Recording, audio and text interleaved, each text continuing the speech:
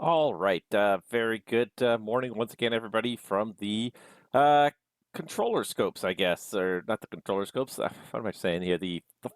From the streaming scopes, I guess. We're not really coming to you from a flight deck because today we are back and we're going to do another. Uh, we're going to do another bush tour here in MSFS. And as I look at this here, I notice that this is wrong. This is the first leg it's showing me for some reason,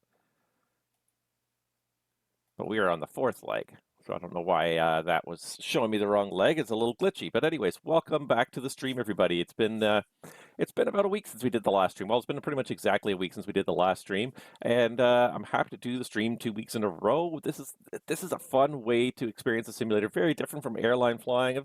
Airline flying, very business-like, very procedural, very follow the standard operating procedures. Whereas this is a lot more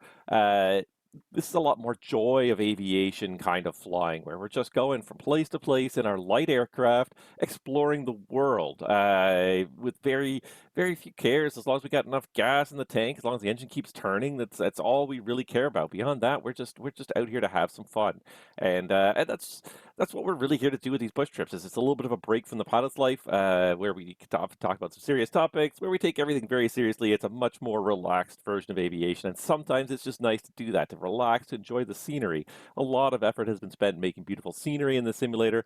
Why are we not enjoying it more? So, and as I sit here looking at this, I realize the one thing I have forgotten, of course, is my track IR. Forgot to connect that to my headset. So just give me 1 second. Clunk, clunk, clunk.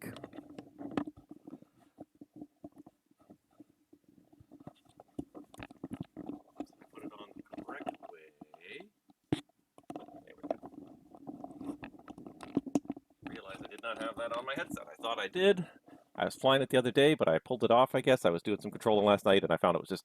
I remember now I was controlling last night, and I find one more cord, and I find it very kind of awkward to have when I don't need it. So I pulled it off yesterday, and I forgot about it completely. So that's it. My apologies for not being totally prepared, but hey, this is just part of the fun. So yeah, we're going to continue this Norway bush trip. It seemed like the right thing to do, being that we're working for Scandinavian Airlines right now. Seemed like a good idea to fly all the scenic tours of Norway. So it's a big, long scenic tour. It's got 14 legs in total, as you can see right beside me, right over here. 14 legs. It's supposed to take almost 7 hours. Why does it say 6:54 now? Yesterday it said 7:01. So I don't.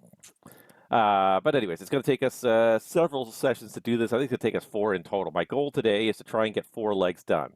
We're on leg number 4. The next 4 legs are all a bit shorter, 30 to 40 minutes, 20 to 40 minutes. So hopefully we can get all 4 of these legs done up to the end of leg 7 by the end of this live stream. But the idea is not to push it too long either. The idea is to have fun, to enjoy the ride as well, and just go back to having fun in aviation. Sometimes when you're doing it as a job, it loses the fun. So let's go back and let's have some fun. So this is one thing that's bugged me. If you notice on this screen here, this loading screen, the winds are wrong. In the bottom there, the arrow, the winds are 274 at 3 knots, which is out of the west, which should be from, up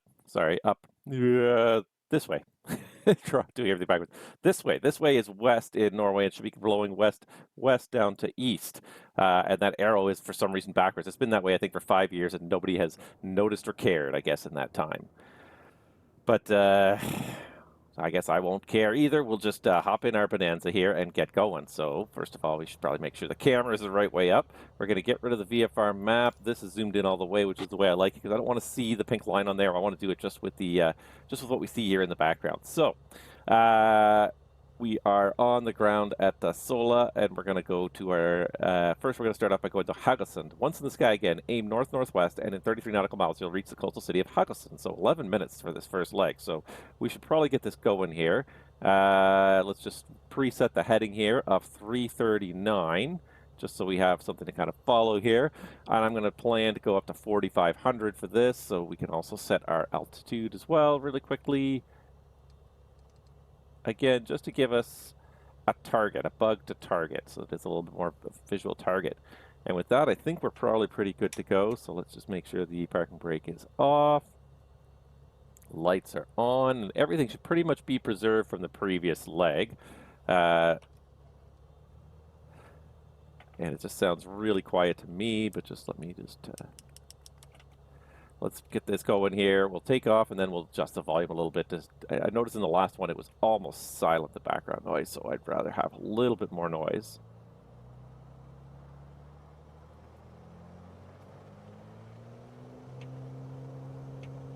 All right.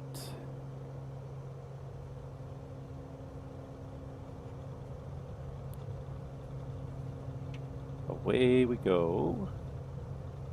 There's VR. Just gently pull it up into the air. Always kind of a little bit hard to do with the cheap plastic yoke, the SciTech yoke. It's a great starter yoke, it really is. All right, we got positive rate. We can do gear up. And that way we get our speed going here. And I know what else I forgot to do as we start this leg here. All right, but we are looking for 339. There's about 500 feet. So we'll just start a jet to turn to the 339. And what we can do is, here this timer was staring at me the whole time, and I completely ignored it last time. So let's start the big timer. We reach the end of the runway. There's 1,000 feet, so what we're going to do is we're going to put the flaps up. We're going to let it accelerate. I went way too far to the left there.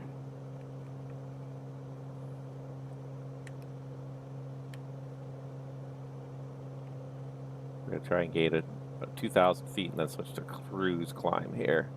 And I realized one other thing that I forgot to do, which was to deactivate my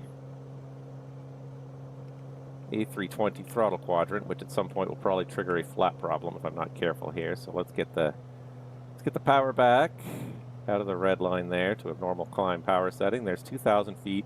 Now let's just switch to a cruise climb where we cruise at almost 160 knots here, and then I'm going to unplug this thing. So we got 11 minutes, 333 miles, so we make it to our next fix as we follow the coast, so that's not too bad. And it's going to be probably closer to 12.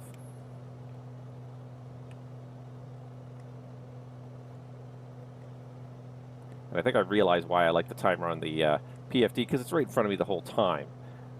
Whereas I like to minimize the nav log, but then I lose sight of the timer. It's easier for you guys to read because it's much bigger. So it's a question of, do I do it for me or do I do it for you? All right, trying to get it up to about 160 knots indicated here. 150 at least. Slowly trimming it down. Try and get it into that 150 knot range. So we're basically at our kind of our cruise speed while we're still climbing. Hence the term cruise climb. That way the timing works out pretty precisely.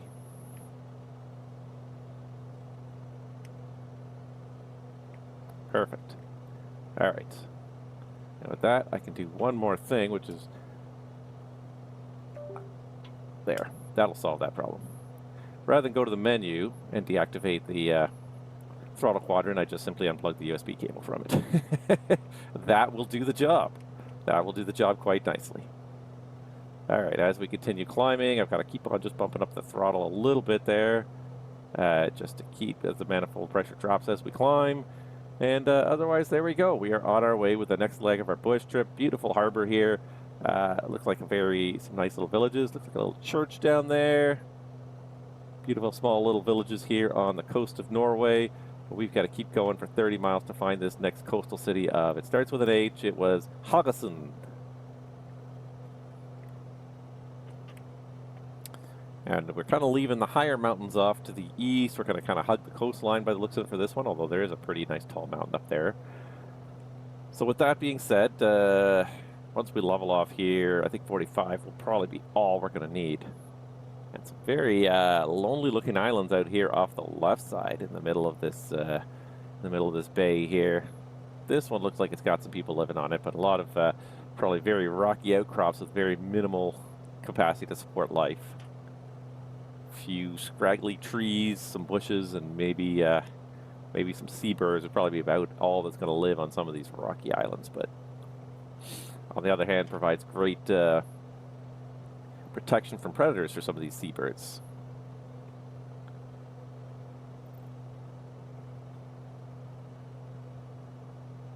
All right.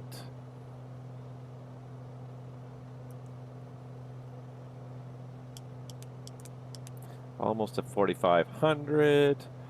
How are we doing on the time here? We are 4 minutes in, so that is the nice thing about the Bonanza, and I think it was actually a great trip for this Norwegian bush, or a great choice for this Norwegian bush tour. It's just the speed at which it can fly. It can handle these great distances. Like, you can do the entire coast of Norway in 7 hours because you can fly 160 knots easily. You are getting a little bit into the problem with the airliners where you are kind of blowing through things a little faster. There's definitely some farms and villages on that island there. All right, there's 4,500, so let's just level it off. Let's get the power back to 23 squared now.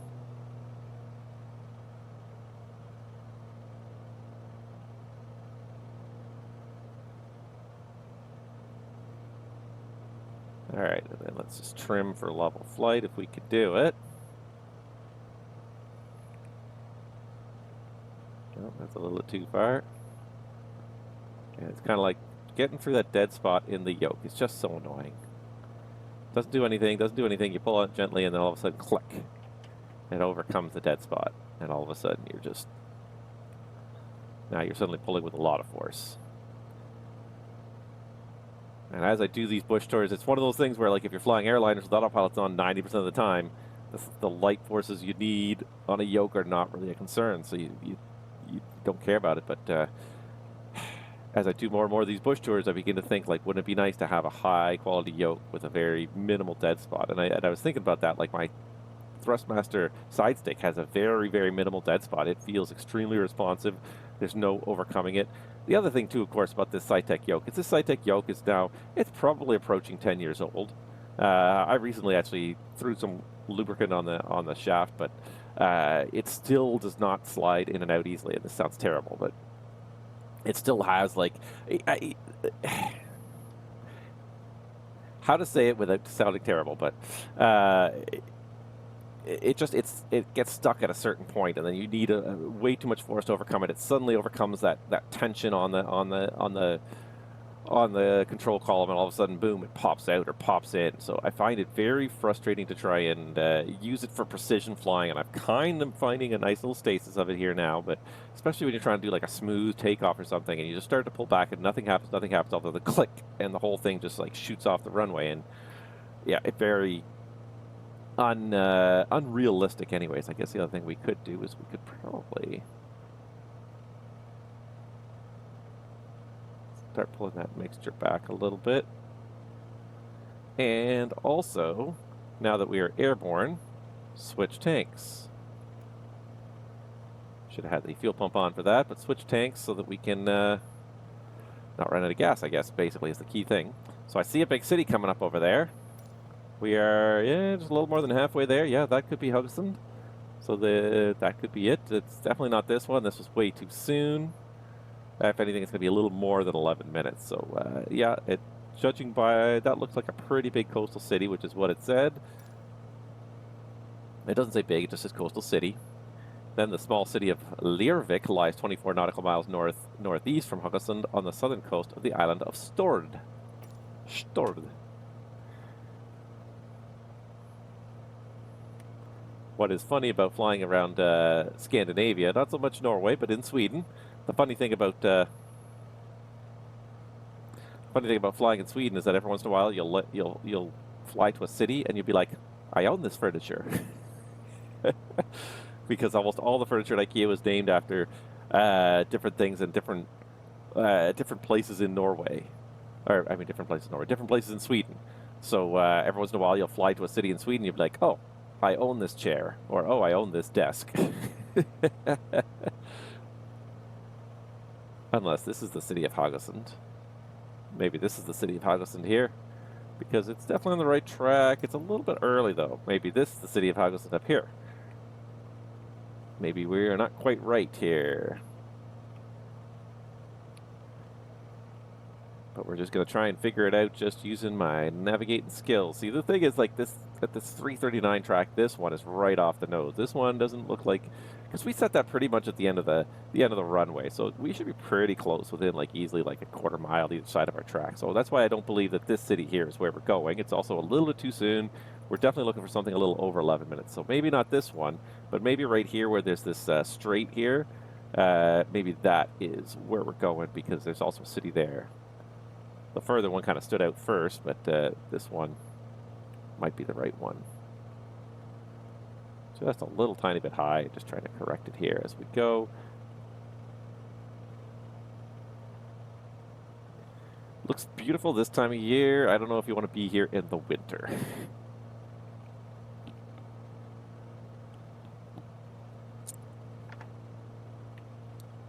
All right. Maybe this is Haugesund up here. Because I feel like that other one is going to be way too far now that as we're getting a little closer, I'm like the 11-minute timing is definitely not going to work out on that. There's no way even 12 or 13 minutes is going to put us on that one.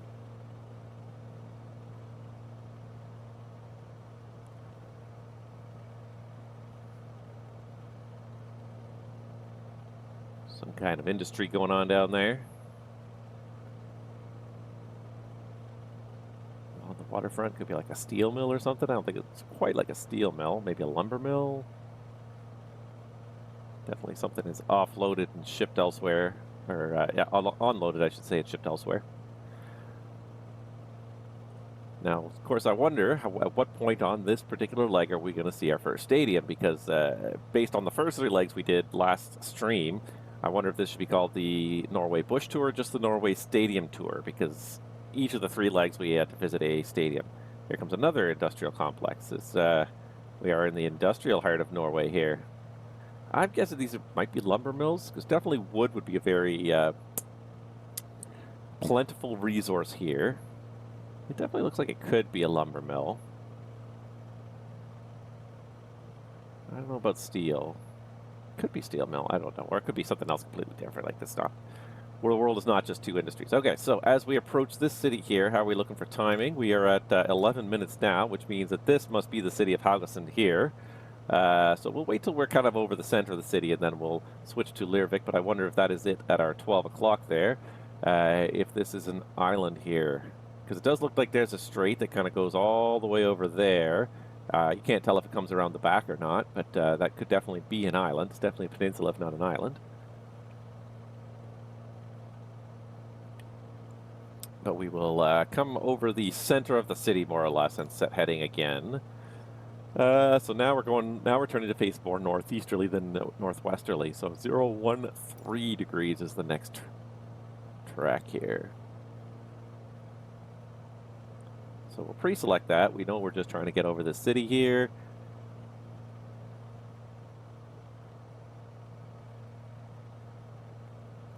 Definitely a bustling little place here. Little island downtown, their own little Manhattan there. Looks like more industry. Looks like this is definitely the industrial side of Norway here. Whether it's lumber, I mean, it could be. It doesn't look like oil because I don't really see tanks. So I know that Norway has a fair amount of oil wealth, but this does not look like oil facilities, because I really don't see anything that looks like tanks. So that's why I'm thinking it's other resources. I don't know why I'm stuck on lumber, but I'm stuck on lumber. I see lots of trees on this side. Not a whole lot of trees. Actually, some of it's been deforested, but there should be enough trees to make a good living out of this. Okay, anywho, we're pretty much over the downtown. Of course, there goes the little line there. Kind of wish I hadn't seen that, but whatever. We'll just swing around to the 013 track. Looks like it's going to take us way up this this inlet here, this fjord, or the strait, or whatever you want to call it. And we'll reset the timer. We're looking for 8 minutes and 4 seconds to get to Leirvik. That sounds like a desk or a chair. All right, there's the 013, trying to get the 4500 more precisely. Another nice sunny afternoon in our Bonanza. Not like the outside weather today, where it's forecast to be more rain and there's a rainfall warning. Not so much because of the volume of rain that's predicted to fall today, but just because it's been raining all week. So like the last 2 weeks pretty much has been raining almost nonstop. So it's more just a warning that the ground could be saturated. Localized flooding could be caused not by any small, even relatively short bursts of rain could cause flooding now. That is our concern. And it was actually quite foggy this morning as well. So not a great sunny day. Not like this. Very dreary kind of day. Like I said, it's that time of year now where it's time to start doing yard work and start improving your outside world a little bit. But every time I have a day off that I want to go and do it, it is raining. I managed to clean off the barbecue was the one thing I got done this week on the one afternoon where it wasn't raining too much. It started raining really bad in the morning and actually dried off quite nicely. So I managed to clean up the barbecue because today hopefully will be our first barbecue. First barbecue of the season. That's when you really feel like spring is here, winter's over, when you actually get to have a barbecue. So we're going to have hamburgers. And speaking of hamburgers, the price of hamburgers, oh my God. I bought the prepackaged hamburgers, and what was like last year was like running around $17, $18 for a pack of 8 burgers is now $23. $23. It's just like the inflation on that is just insane. That's like 50% inflation this year.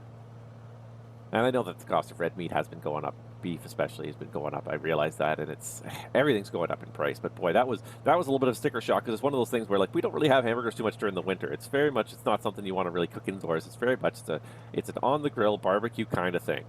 And so like generally by late fall we're kind of all hamburgered out from the summer anyways. We don't eat any we eat almost no hamburgers for 6 months. We might go to like a restaurant or whatever once in a while, but generally we don't eat them at home for 6 months. And all of a sudden after 6 months, it's like, oh, it's spring. Let's have some barbecue. Let's have some hamburgers. And then you look at the price tag and you're like, oh my God, I don't know if we can afford hamburgers anymore. That is insane.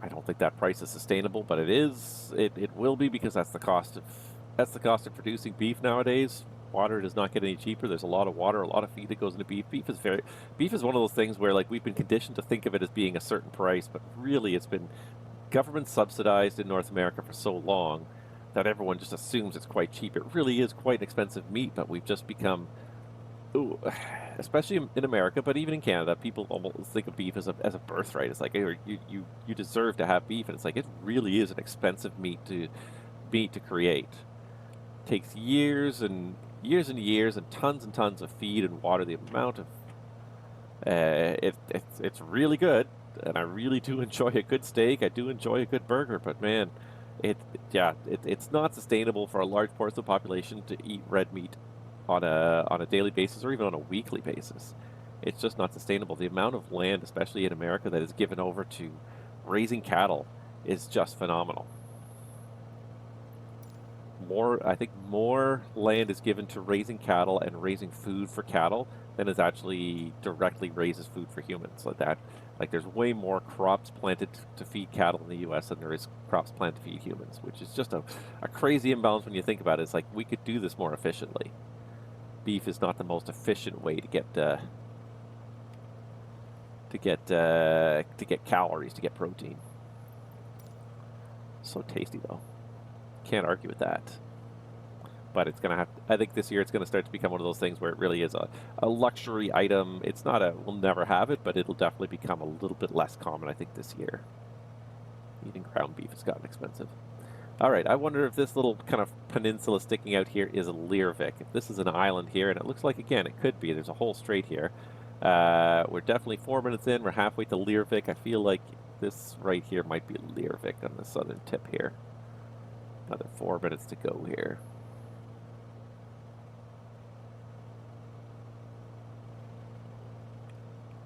Beautiful place. I would love to do this. I would really, really honestly love to do this. Bonanza's an expensive airplane to rent, but man, to cruise around the fjords of Norway in a Bonanza in real life, I mean, it's dramatic. It's quite dramatic just looking at it this way.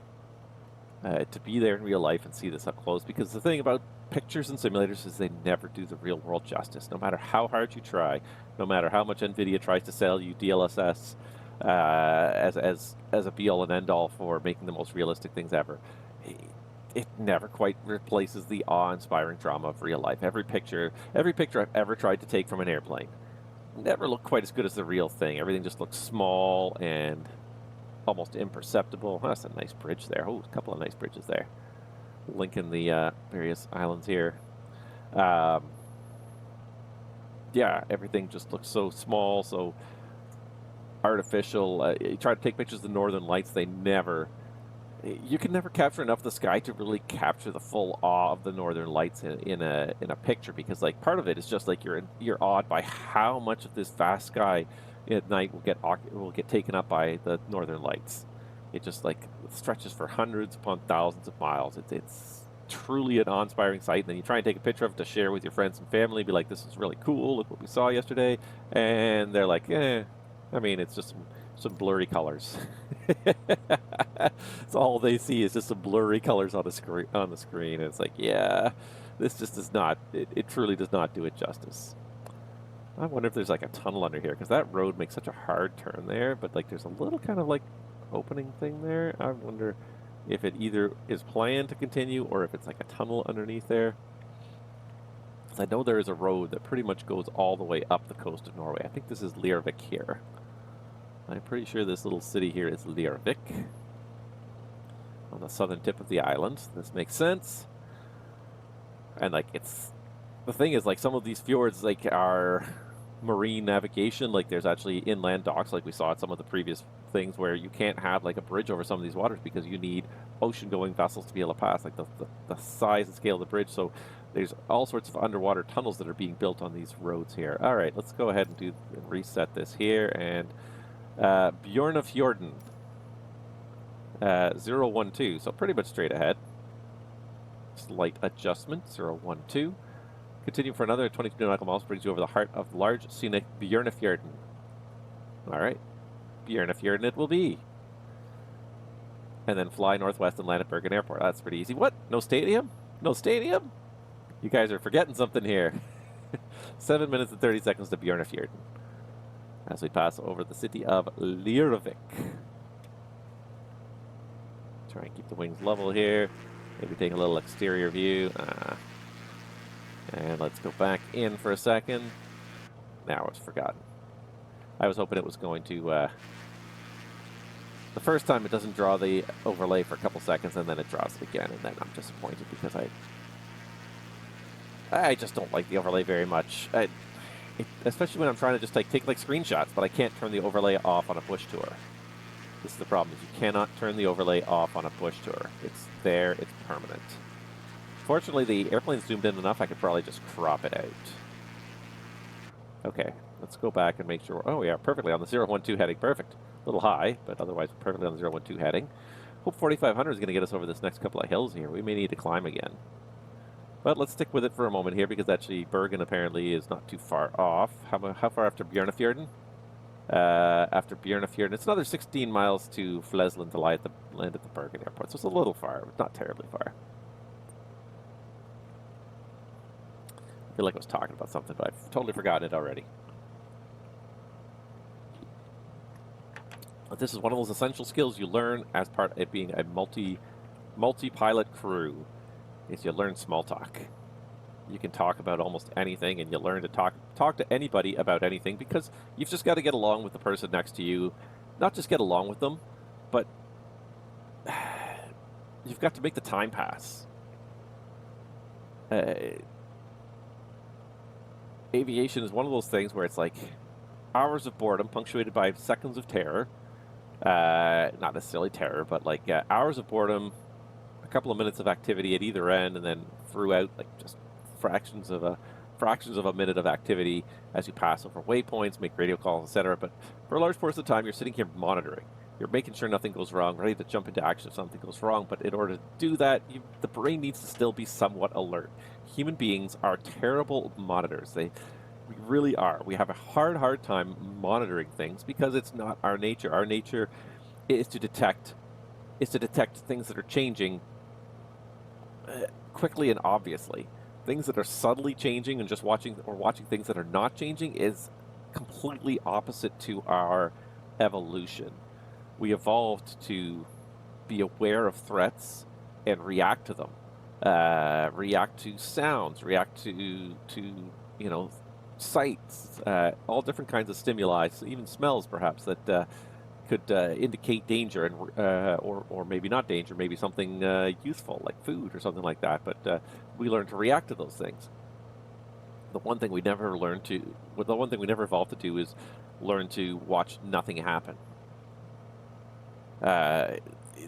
It's something that's very hard for humans to do. If you're trying to do that, then your mind ends up wandering. So this is why, like, being able to talk to a fellow crew member sitting next to you, it helps keep the brain from completely shutting off. It gives you something to do while not much is happening in front of you. You can still look at what's happening in front of you and be somewhat tuned in there without completely shutting off your brain, without completely numbing your brain, because in aviation, 99% of the time, nothing happens.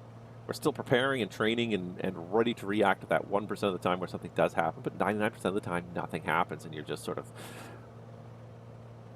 you're watching nothing happen, and that's just incredibly mind-numbing. So having that person to talk to, this is why I really, Airbus and airlines are trying to push Airbus, and Airbus is trying to push this idea of extended single crew operations, which is basically the idea that during the cruise phase of flight on long flights, if one pilot leaves the flight deck to go have a nap, we don't need another pilot to relieve them. We can just have just one pilot in the flight deck the whole time. And technologically feasible, perhaps. Yeah, technologically feasible. But from a human social aspect, from a human performance aspect, it's absolutely a terrible idea, because these two people here, even though they're not doing it consciously, they are monitoring each other to make sure that they are doing their job. As silly as that sounds, but we are. All right, another 2 minutes. So this has got to be the Bjørnafjorden. The Bjørnafjorden, and then we turn back to the left to find Bergen, somewhere over there. Without necessarily consciously doing it, we're constantly monitoring each other. If we stop responding to conversations, we may look at the other person to see if they've fallen asleep, but we're constantly monitoring each other.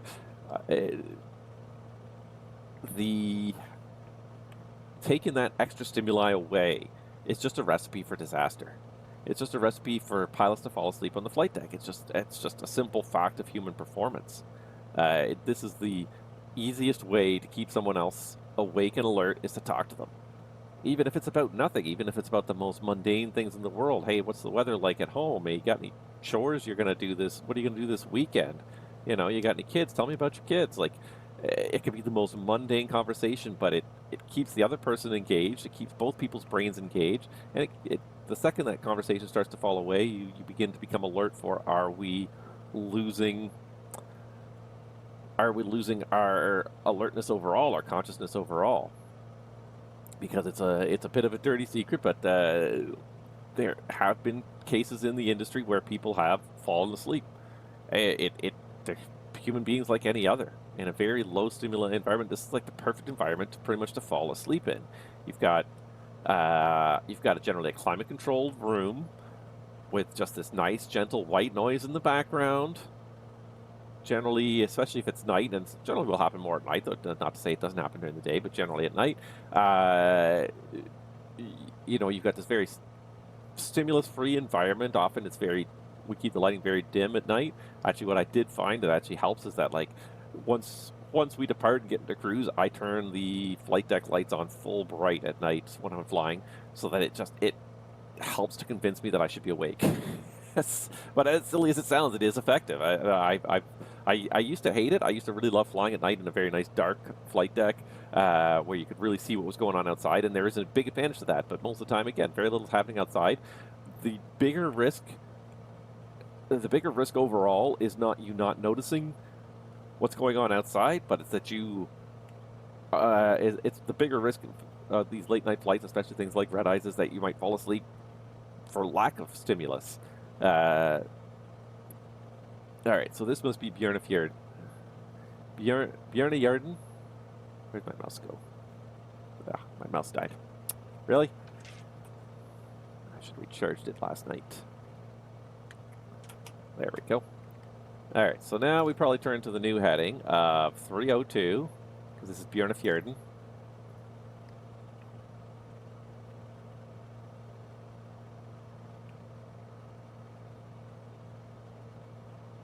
There's 302. Ties 12341. Welcome. All right, we're looking for the Bergen Airport. 16 miles. It's going to be 5 minutes and 45 seconds. So we'll start the timer there on the 301 heading.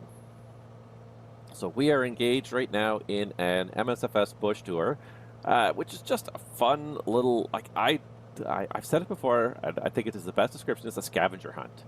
You are trying to find this airport in the middle of this giant country based on little more than a couple of text descriptions and some headings and altitudes, or headings and times. A little bit of dead reckoning back and forth. You could use the GPS, but to me, that's cheating. That defeats the whole purpose of it. The whole purpose is to have a little bit of fun here. So I'm going to go ahead and put that CDI on that, so it's showing us absolutely nothing useful. Not that I was really looking at it anyways, but VFR around Norway. Yes, that is exactly it. We are VFR. We're doing the VFR tour of Norway. So we are on leg number 4. We're on the last part right here. I see like a, excuse me, up ahead, right off the nose already, I see like a little built-up area. That could very much be the airport there. That kind of gray stripe left to right across our path up ahead. That could well be the Bergen Airport. It's a fairly big little airport. It's a fairly big airport. Certainly it's definitely a regional level airport. It's not a small GA airport. It's not a grass strip. It's a pretty decent sized airport. This is what we're looking for. And I love that they actually have one picture of the airport, so you know you get the airport right. And you can take in the scenes and scenery. Exactly. So if you've never seen my channel before, most of what I do is airline flying. I like to show how to fly the airlines properly, but this is the break. This is almost the vacation, if you will, the summer hiatus. As we go when we fly this. I'm pretty sure that's the Bergen Airport right there. Without going any further and looking at anything again timing-wise, I'm pretty sure that's going to be the Bergen Airport. So I think what we should probably do is just start dropping down now from 4,500. Let's go down to like 2,500 as long as we can clear these hills here. But let's just start a gentle descent without gaining too much speed here, because we don't want to throw the timing off in case I'm wrong. And I have gotten it wrong in the past. I did one during the Patagonia tour especially. Some of the descriptions were a little bit hard to follow. Some of the descriptions were a little hard to follow, and I got lost at least once in Patagonia that I can recall, maybe even twice, where I had to go back, retrace my steps, and redo it because I couldn't quite figure out where the description was taking me. I had to do it a second or third time to get there. So it's definitely... it definitely takes a lot of effort. And you have to be willing to admit you're wrong. You have to be willing to admit that you made a mistake. Like I said, like I did the one, and I had to turn around and go back to the last point where I knew where I was and reread it and find it again. And I did solve it in the end without having to pause, without having to look at a map, without anything like that. But I did have to admit that, yes, I made an error. I went the wrong way, and I had to go back and retrace my steps. But it definitely is, it's a fun way to see the scenery. Very different from flying the airliners where you're over it all. It doesn't look as dramatic when you're looking at it from 5 miles up above. When you're down here in the mountains, and there's definitely some mountains up here that are into the 3,000, 3,500 range. Not huge by mountain standards by any means, but definitely you need to be aware of their height. All right, so that is definitely got to be the Bergen Airport. So I think we're going to have to start going down a little more aggressively here to join the right base. Well, I appreciate you stopping by anyways, and hopefully if you follow the channel, you'll get to follow some of the future ones. This Bush tour, we still got about 8 hours of flying to do on it to finish it. We got still 10 legs to go after this one. So we're going to be doing it for a couple of weeks here just to get through it. So please feel free to watch in the future. I hope you find it quite entertaining. I know I do. I am happy to share this stuff. That's why I don't even mind that there's not a whole lot of people watching. I'm not like a million subscriber YouTuber or Twitch streamer or anything like that. I'm just a casual little streamer who enjoys sharing what he likes. And if some people like to watch it, great. If you don't, that's okay too. Not everybody likes the same thing. Not everybody wants to do the same things. All right, and it's slowly pulling the power back more and more, getting more aggressive in the descent here because Otherwise, we're going to overshoot the Bergen airport here. Cute little fishing villages stuck up here on the rocks here. Beautiful place to live if you like quiet isolation and being stuck in everybody else's business. I don't mean that in a bad way, but like when you live in a village that's probably this small, you know everybody in the village, no doubt. No doubt you know everybody in the village, and everybody knows you, and everybody knows each other's business. And maybe it's ironic for someone who does like to stream, but I like to stream periodically, and I certainly do it on my own terms. I don't share my entire life. I'm very cautious and guarded even on stream. I don't spend my entire life in the public eye, and I do not want to. I am happy to have the ability to share the parts of my life that I do enjoy, but also the ability to walk away from it and keep parts of me private that I don't want to share with other people. All right, that's the gear up warning because we got the power pretty far back here because we're trying to slow down here. What we'll do is we'll get the approach flaps because we're already turning final here. That'll help slow us down. Once we get established on final here, we'll get the gear. All right, we overshot that a little bit, but we were going pretty fast. All right, yeah, let's go ahead and drop the gear.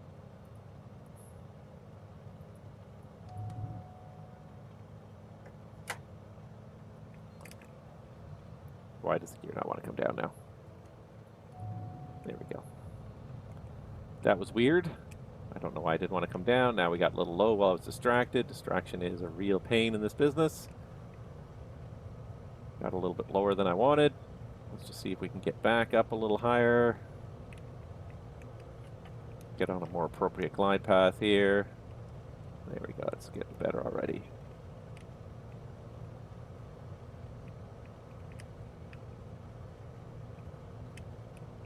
All right, there we go. Let's go full flap.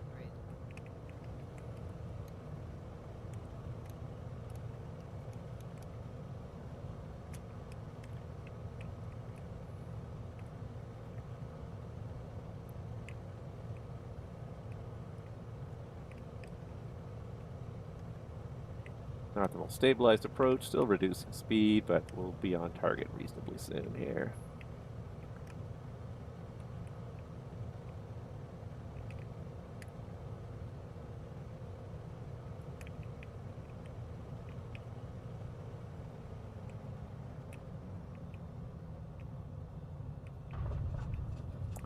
Chase plane always makes every landing look like it's a disaster. Okay, we just passed a taxiway, so let's just see if we can backtrack to it without stopping. The second you stop is when the bush tour ends, and I don't want it to end here. I want to reset it up here. I always want to get it to a convenient place to kind of be stopped. So let's get the flaps reset so they're ready.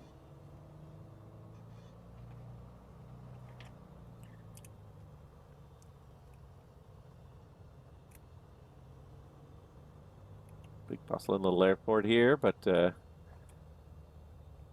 looks like not a bespoke airport, I don't think. I think it's just a auto-generated default airport. So let's go back to the runway. Normally get the lights off, retract the flaps completely, but we're just going back for another takeoff. The nice thing about these bush tours is there's no other traffic, there's no other people. We can kind of fudge the rules a little bit and really focus just on the flying, on the exploring. We don't have to worry so much about making sure we turn the lights off and all that stuff, because we're just going to turn them back on again for the takeoff in 1 minute.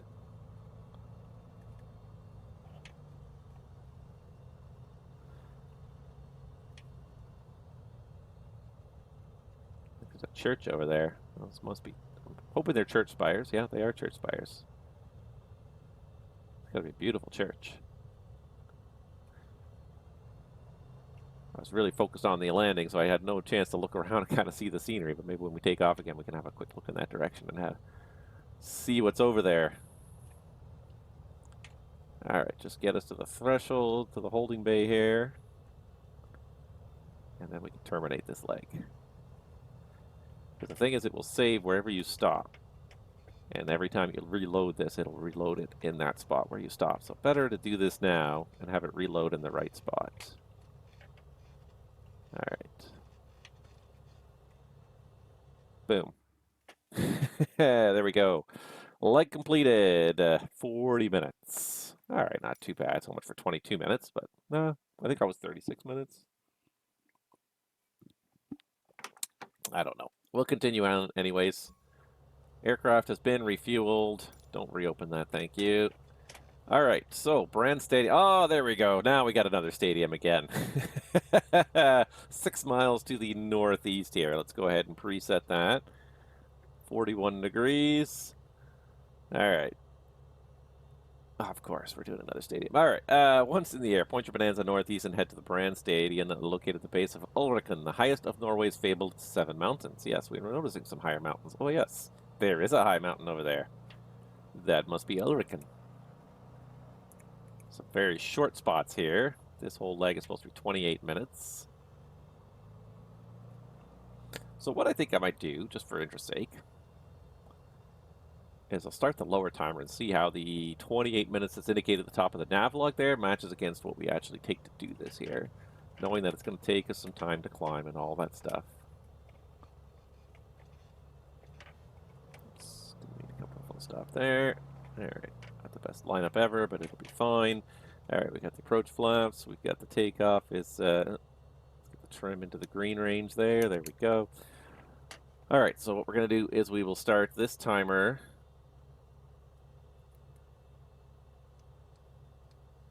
now, just to see how this leg works out, if it gets close to that 28 minutes or if we're way over, because I feel like every leg we're over on the time.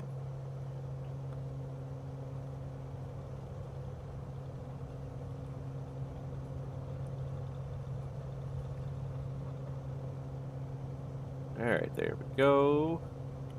And definitely positive rate. Put the park brake on. Gear up, gear up. All right, might be a little bit on the high side there.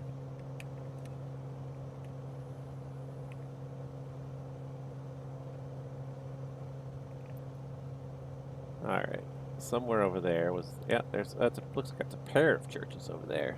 Okay. All right, let's get to 1,000 feet. And then we can clean this up and try to attain a cruise climb here. Make this a little more accurate. All right, there's 1,000 feet, so we'll start pitching down to accelerate. We'll get the flaps up. We'll get the power back to 25 squared. And we'll make the turn at the same time. Okay, there's 25 inches. There's 2,500 RPM.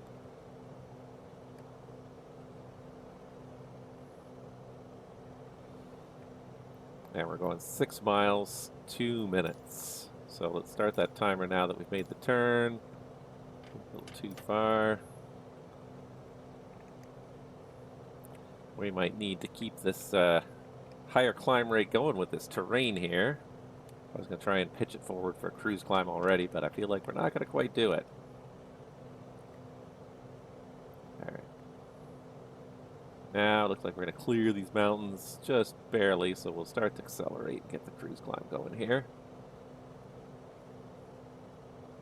It's not going to take long to get this 2 miles to get to the stadium. And if anything, I think what I'm going to do is I'm going to bear to the right by about 10 degrees and overshoot the track intentionally so that it puts the stadium on the left side where I can see it, hopefully. I might even do 20 degrees just because. But if we can try to be a cruise. Yep.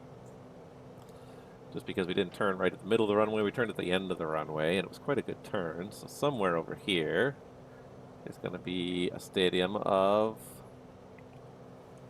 the base of Ulriken, Brand Stadion. And then next after that is a 328 heading. So we're going to go, I'm going to program in 328 already.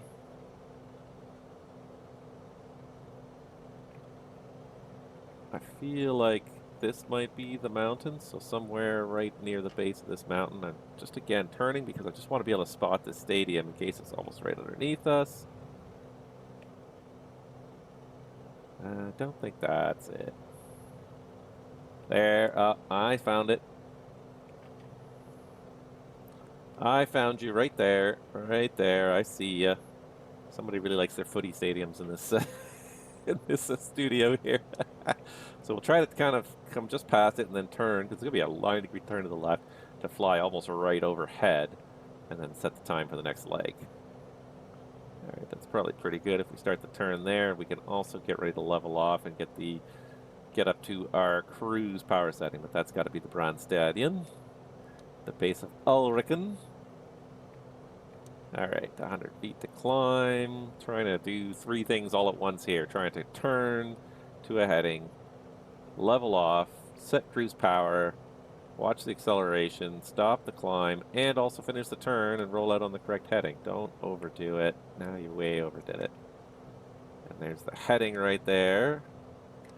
And then all over it here on the...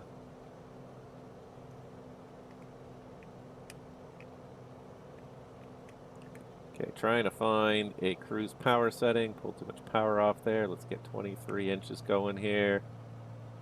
And then let's try and trim this thing out as well so it flies nice and steady without me having to put a constant input in there. All right, that's 23 squared.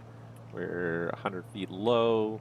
And what are we doing next here? Okay, so we're going just north Leisbergen, a series of historical buildings. So architecturally and historically significant, the United Nations named them a World Cultural Heritage Site. Okay, so pretty much we just flew over that right there. We kind of saw it as we were looking at the stadium as well.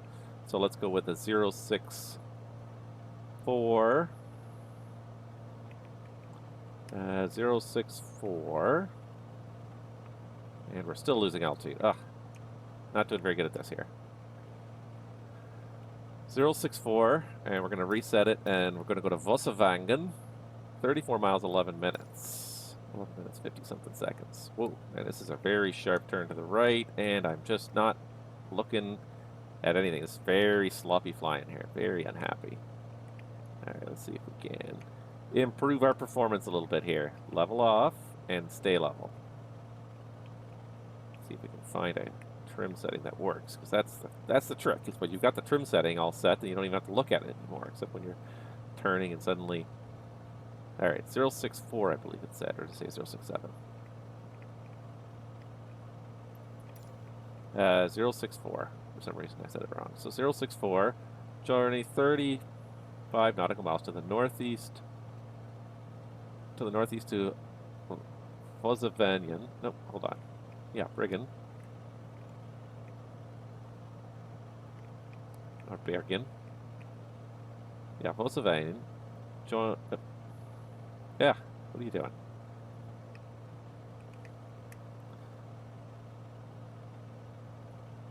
"35 miles to the northeast to Vossevangen, a town that lies on the shores of the lake of Vangsvatnet." Great, so I gotta find a town on a lake. This sounds very specific. All right, maintaining altitude will be one of the first tricks to getting this done properly here. If I can't maintain altitude, then the speed fluctuates and then the timing doesn't work.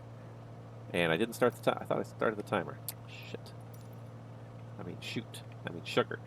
I mean, all right. Now that we're established in cruise flight and it's relatively trimmed, I think we're going to have a little bit of an easier time. But sometimes just getting that initial trim while you're trying to turn and look out the window and see different things. So probably we're about a minute late setting that. So we'll have to probably look at about 10 minutes for this town that we're looking for here.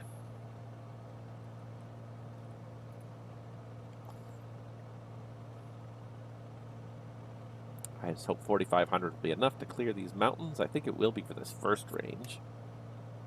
If we have to go much further, though, we might have to climb another 1,000 feet or so to clear these mountains. Looks like we're going to leave the shore for a little bit at least anyways. Go inland for a bit.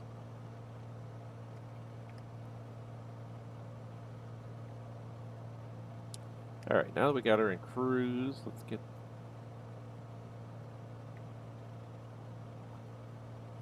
mixture shifted here. We've burned off some gas, so let's go ahead and switch tanks back again as well. Trying to keep the fuel burn somewhat even between the two tanks on this airplane. And maybe it's me. Maybe I'm just more jumpy, but I feel like it's a tiny bit more turbulent on this leg, which is just making it that much more of a pain in the rear to try and maintain altitude.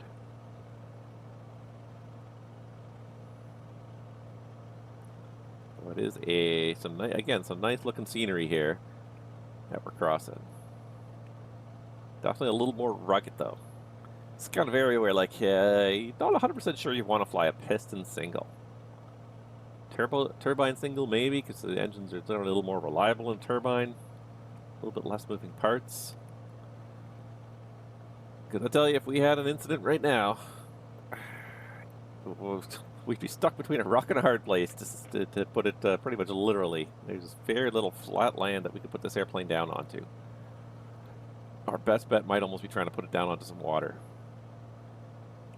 If we would capsize, we would probably sink, but if we did our best at it, probably better than hitting the rocks. A little more forgiving than hitting the rocks and trees, considering there's just very little flat land out here.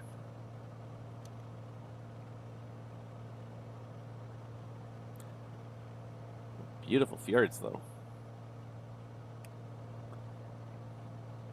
Oops.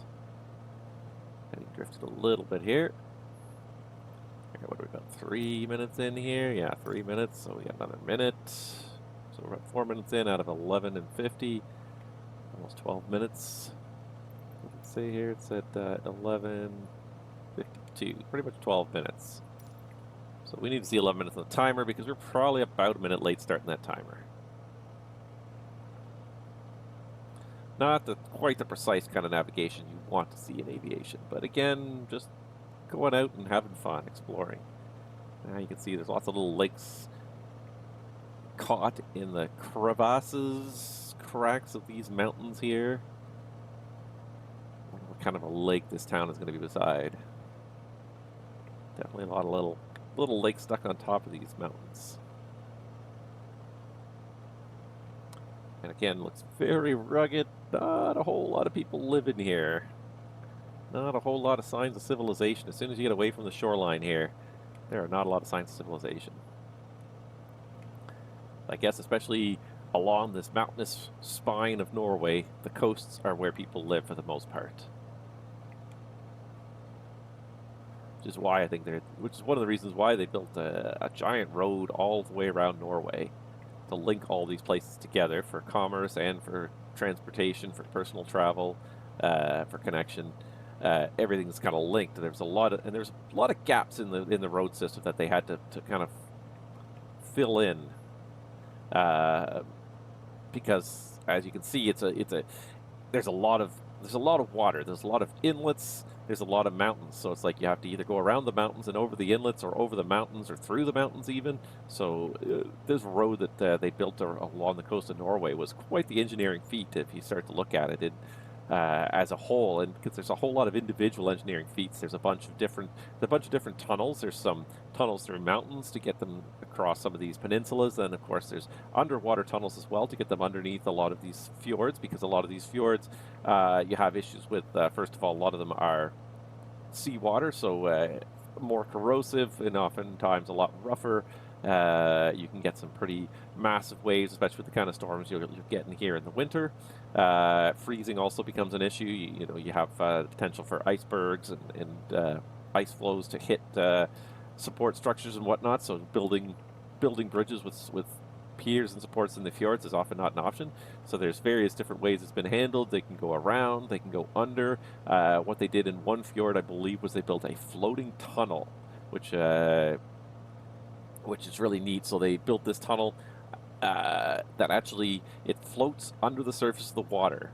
It's buoyant, and then it's tethered to the bottom of the fjord so that it remains at a fixed distance under the surface of the water. That way ships can pass over it, because the fjord, some of these fjords, as you can see by the cliffs on the top side, those cliffs extend a long way underwater as well. They are quite deep, sometimes hundreds upon hundreds of feet deep. The idea of trying to build a tunnel underneath the sea floor in that case may not be viable. Maybe so far down it may not be practical to build a tunnel that deep. So that was the solution for one of the crossings. Was they built a floating tunnel. It goes underneath the fjord, and it's anchored to the sea floor so that it doesn't float back up to the surface, and it keeps it a safe distance underneath that marine traffic. Even large ocean going vessels can pass right over it.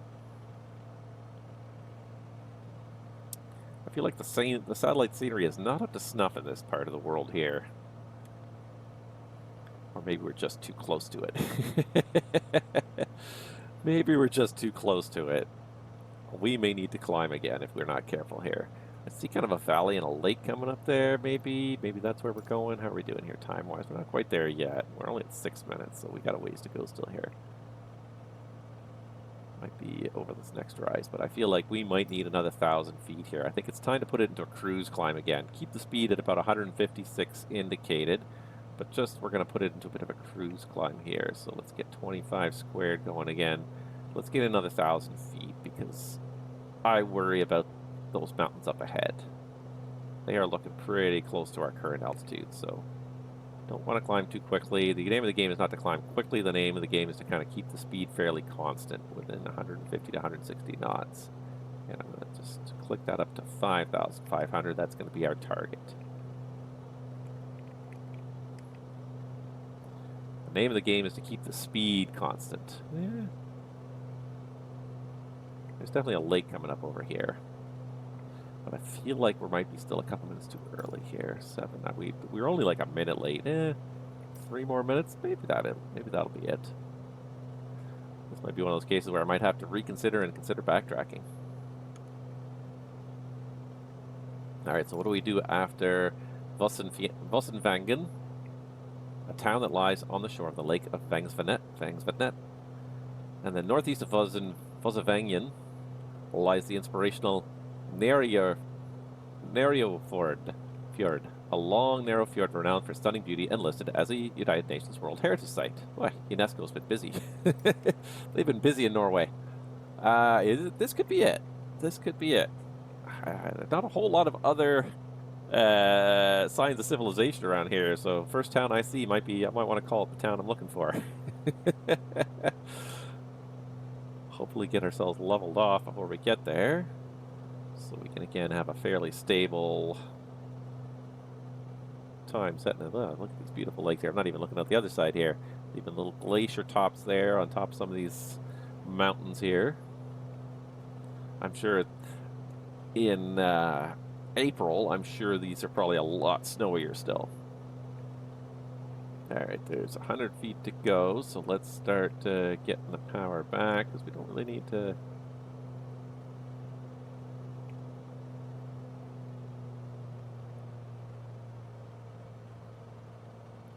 There we go.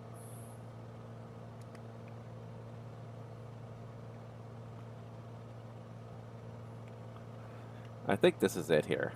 I feel like this is it. The timing's about right. By the time we get to it, it's going to be 10 plus minutes. I feel like this must be Vossenvangen. So the Narrowford. Could be Narrowford. 037. So we're going to come back to the left again. 037.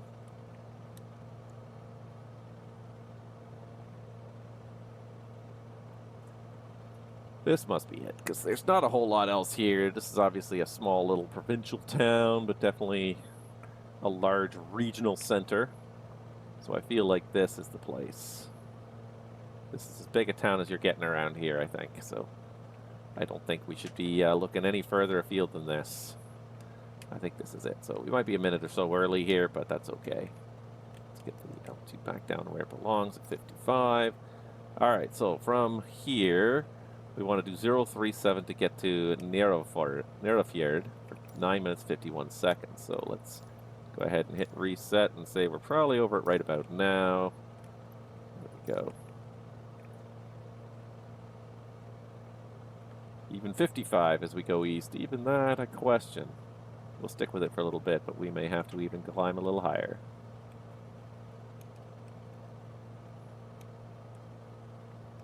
All right, stay level. Don't climb on me. There you go. You got her. You got her. I feel like 55 is not working in this direction for me. Okay. Cruise climb, 65.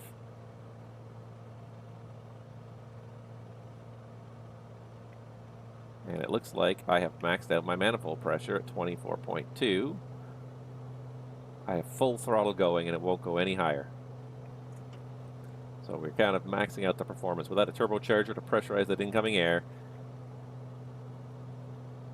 This is the maximum power we're going to get out of this airplane now.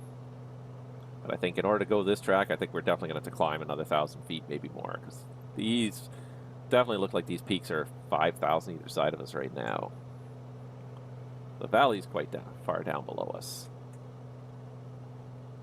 That's where the rich people live, is on that little neighborhood. We definitely need more altitude to clear this because we're going like right over the top of this mountain here. Oh, and look, there's my white line there. I am literally 200 feet off of their prescribed track. Not that I need the reassurance. I was pretty satisfied that we did hit the right place there.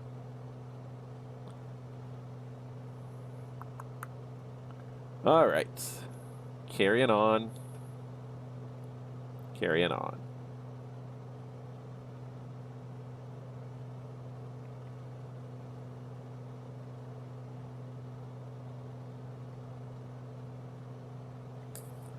Alright, so after we get to the next fjord, then we go to another fjord.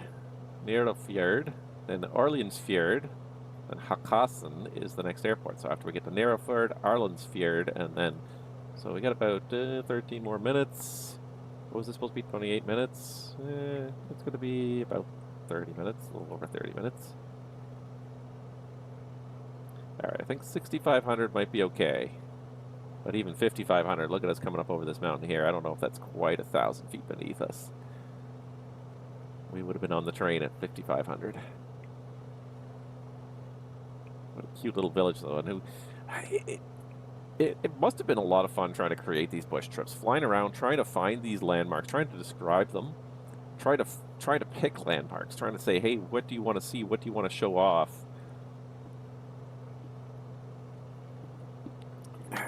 What should we show people? Because the other thing too is you need to kind of strike a nice balance between them being far enough apart that you have time to kind of fly a track between them. Like the ones that are like 2 minutes apart, you've barely even set heading. You can already see the next waypoint.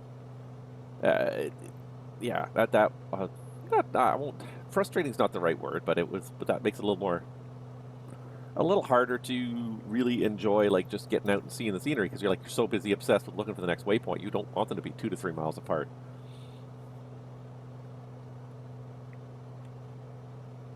All right, looks like the right tank's getting a little low. Maybe it's time to go back to the left tank. All right, just trying to climb that last 200 feet. 65, hopefully we'll get us over here. We could climb higher for sure. This is not the ceiling by any means, but just trying to maintain speed during the climb, because we are basically doing a full power climb now. The air pressure here has fallen off enough that we can't do a 25-inch climb anymore. There's less than 25 inches of air pressure outside the airplane, so we can't get that much pressure into the engine anymore. Wow. Look at this. Look at the depth of this next valley here, though. What are we looking for? We're looking for 9 minutes, 51 seconds to get to Nero Fjord, so I think it's over this next hilltop here, but which I think we're going to just steer around it at 65. All right, there's 64.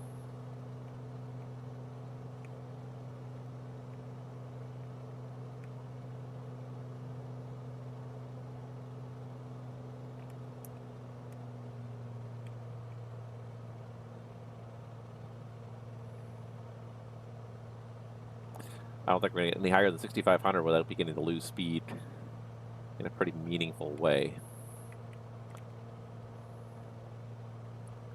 Because we are just running out of surplus power on this engine. We could definitely slow down. We've got lots of room to slow down the airplane, but in order to climb any higher, we would definitely have to start slowing down more. But I think at 65, if we steer just to the left of this guy here, I think we're going to be okay. This is a deep fjord here too, a deep valley. And don't know if this is quite Nærøyfjord yet. Nærøyfjord yet. We're about halfway there. I feel like it's just past this mountain peak. I feel like there's going to be a drop when we pass it, and that's where Nærøyfjord is going to be. I think you kind of see just past the mountain peak, there's kind of a really deep valley past it there. So I feel like that's going to be Nærøyfjord.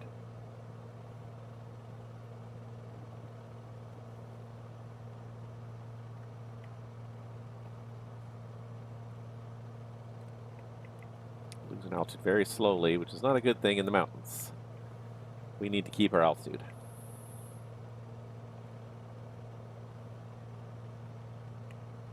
There's definitely some tree cover down there.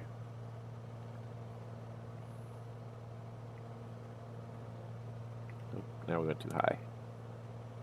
Just need to keep it level at 65, please. Level at 65, just to the left of this mountain peak here.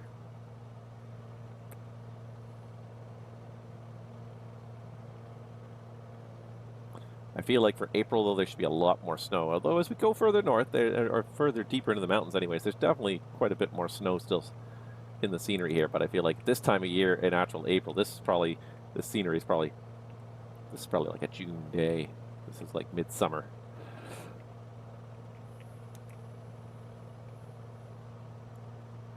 All right, this is a very beautiful fjord here. 7 minutes in, this could be it. This could be just like part of it here.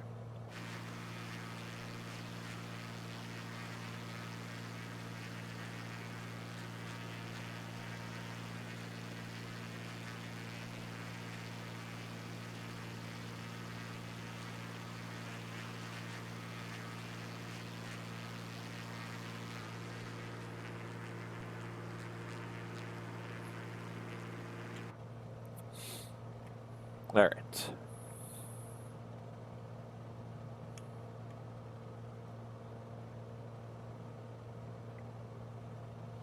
See, we're almost to the 9-minute mark here now. Good thing we climbed. Even 55. You got to think, like, if that is a fjord, that's sea level down at the bottom. That's a 4,000, 5,000 foot cliff. You would not want to fall down that. All right, Nærøyfjorden, and then we go 348 degrees for 6 miles. So it's basically almost 10 minutes. So yeah, I think it's just over this hill here where we get like this wider, deeper fjord. I think that's Nærøyfjorden. Nærøyfjord. I don't know why I keep putting an N at the end. Nærøyfjord. Yeah, this peak is probably not quite 65, but over 6,000 anyways. I don't think we're quite as high as us, but like it's got to be 6,000. 6,200 even, maybe. A couple hundred feet below us. All right, so this is going to be Nærøyfjord up there, and then after we reach Nærøyfjord, then it's 348 heading for 6 miles to Arlandsfjord.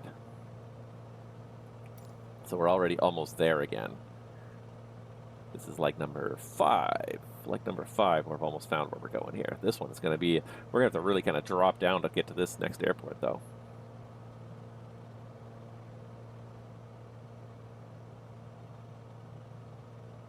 It's fine. It's just a mile off our one wing. That's fine. It's fine. So this has got to be Nærøyfjord up here on the other side, and then this is Arlandsfjord up here. So we go, there's 9 minutes and 15 seconds, so another, just a little high again there. Not a problem in the mountains if we're a tiny bit high. So it's a big hike to the left, almost 90 degrees to the left for 6 miles to get to Arlandsfjord. So let's just kind of come out over the end here. So yeah, like this whole thing here, this is Nærøyfjord. All the way from one end to the other here.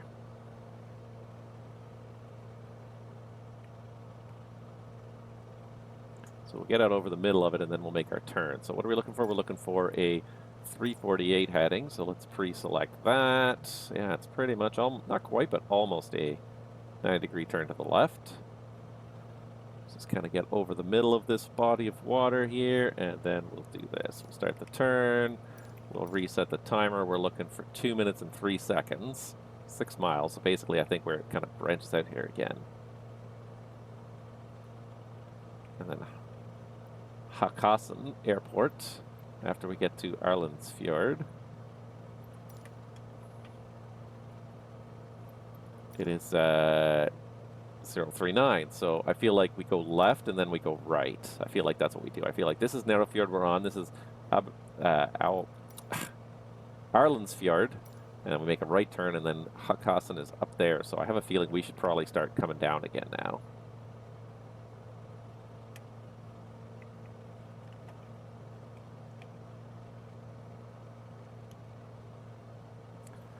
So we're going to start reducing power and start descending because Hakkasen is going to be down here somewhere. We need to kind of be ready for it. Don't like pitch down too far, but we need to descend pretty reasonably aggressively. What are we looking for? 2 minutes and 3 seconds. Yeah, see, I think we just have to come around this bit of land that's back to the right.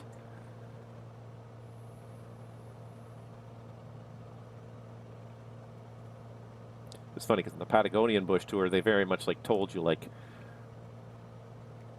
you know, plan to climb, start climbing to this altitude to clear the terrain. Here, they're kind of leaving you on your own to figure it out. Now we got to find an airport here somewhere that looks like it's right on the side of a cliff almost. Don't even see where the fjord is. It looks like it's up high though. So maybe we don't need to lose that much altitude. Oh, and there it is. That's it right there. That's it right there. Halfway down the mountain. That's it. That's got to be it. It's kind of on a flat spot halfway down the mountain. You can see that there is water in the distance beyond it. Yeah, that's it. That's Hakkasen right there. Yeah, Hakkasen right there. Again, pronunciation's not my strong suit. My apologies to anyone who actually knows these place names and realizes that I'm totally butchering them. I'm not trying to. I'm really not trying to. I don't know. I'm just making it. I'm making a guess at best. All right, so we'll just set ourselves up on a left downwind, swing around to 180 for the straight-in landing there. What a place to land. What a place to put an airport. They found the one little spot of flat land here. It looks like there is a little bit of signs of life here, like some hydro lines, some roadways and trails through the hills here. There's definitely some signs of life at this part of Norway. It's not exactly an urban metropolis, but there's definitely some roads and stuff around here. Some houses, some people live here. Curious to see what the elevation is of this airport when we get to it. Judging by where we are, we're at 4,400 right now. That peak's probably like 4,000. It's about halfway down. I bet it's about 2,000-ish.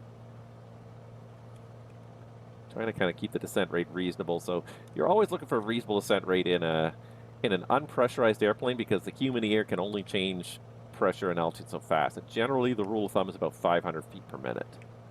You want to kind of target about 500 feet per minute. Much more than that, people have a hard time adjusting to the pressure change as fast as it's happening. You end up with those pressure spikes, people's ears pop, that kind of thing. So I'm kind of trying to target that. I'm trying to sort of set us up for a nice 500 foot per minute descent. I think it's working out pretty well. I'm not doing a perfect job by any means, but I'm trying to sort of target about 500. We're at 550 right now, which is not bad. It sets us up nicely into a downwind here.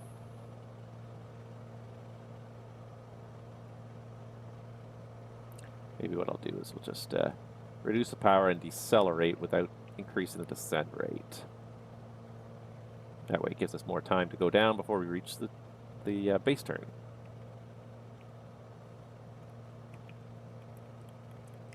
Sets us up a little nicer. Bergen, we were kind of a little rushed there, I found. We were turning final. For some reason, the gear was not working for me. It was all a little bit rushed, so this time I think we're going to have a little bit more time to sort of figure it out.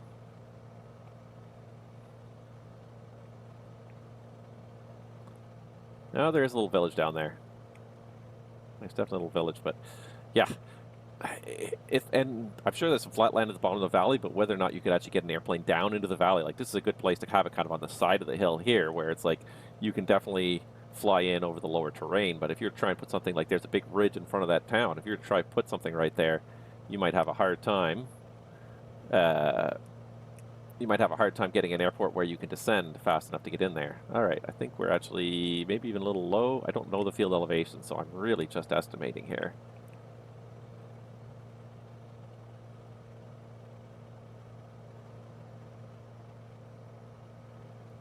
All right, now let's go ahead with the approach flaps, just to sort of start configuring here. I think we're actually a little bit lower than we need. It's really hard. It's really hard to get the sense of depth perception here when your runway is on the side of a mountain. All right, let's just get gear down now so we don't have to worry about it. Mixture's full rich. Maybe we are a little high still. It's hard. It was hard to tell. I was having a hard time getting any depth perception there as we fly towards a mountain. This is the scene everybody wants to see. Okay, stop joking because now we actually almost flew through the center line there.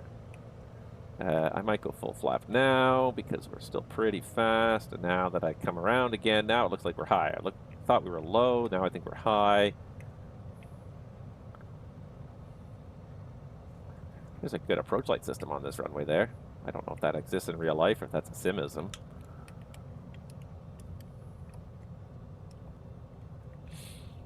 All right, trying to lose some altitude. There we go. That's a little bit better. Because it's not a long runway either by the looks of it. It's not a particularly long runway, so you don't want to overshoot.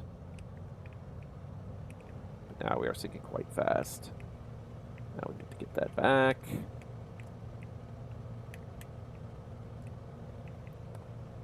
Who would have put an airport right here? I mean, it's not a bad place to have an airport because you've got plenty of room to climb on the in and outs, on the final, on either way, on the departure, on the arrival. You've got lots of room to kind of climb and clear terrain. So it's a really smart place for an airport. Not long though, that's for sure.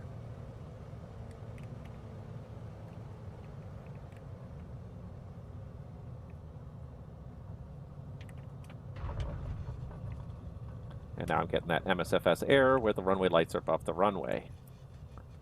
I've seen this before. Every once in a while it happens. Where the runway lights for some reason get moved up 100 feet above the elevation of the airport. And it's really weird if you're flying at night. It's okay during the day because you can visually see it. But at night I had this happen a couple times. And then, so you're kind of judging your descent because you don't see any pavement. You don't see any, you just see black, but then you see the runway lights. You're judging your descent based on those runway lights. Runway lights are literally flying through the air at me.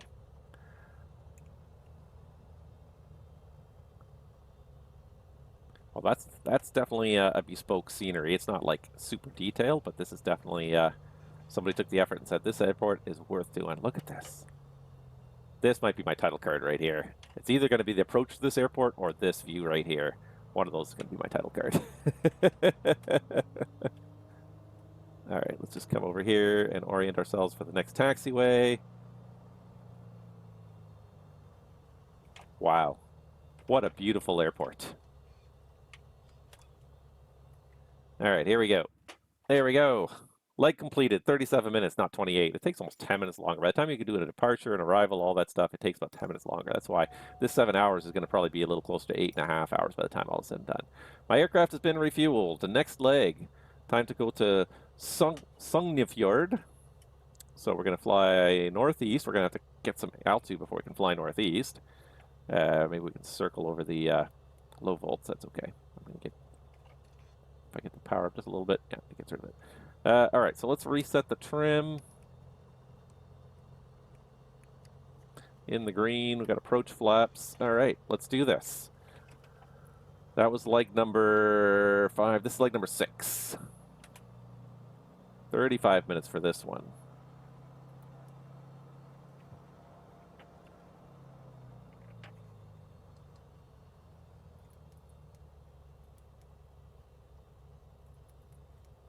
I'm just curious to set that timer again. All right, let's do this again. What we might do is we might, after we depart, we might do like a turn to the left to kind of gain altitude before we fly back over the airport again. Because there's this big hill. If you want to fly northeast, you're going to have to kind of clear the hill. Oh, these stupid floating runway lights. This is, I've seen this a couple times before in MSFS, these floating runway lights that are above the pavement. Really, really distracting at night. Not so bad during the day. During the day, I can kind of ignore them a little bit, but at night, it really is a distraction. All right, can I go past these here? Can I use the full pavement here? Because like this is a short runway. I want to go and use the full pavement here. Because it looks like there is a turnaround here. And there's these approach lights all kind of stuck in here, yeah. You know, and again, it's one of those things where like, somebody spent time making this a bespoke airport, but then why are these runway lights, why are these taxiway lights all in the taxiway? Someone took time making these buildings, But then nobody looked at the rest of the airport, so the rest of it looks a little bit junky, in all honesty. Okay, what are we gonna do for a target altitude here on this one? We're gonna do, let's do 55 for now. Hopefully that'll clear the terrain. All right, and the initial heading is 028, so let's set that. 028 might not be too bad. Might take us over the village. 028 is going to be kind of that way. We're going to kind of take. So what we'll do is we'll take off. We'll do an arcing turn to the left. Come back overhead the field to reset. 12 miles, 4 minutes once we get overhead the field. But let's do this. Let's do it.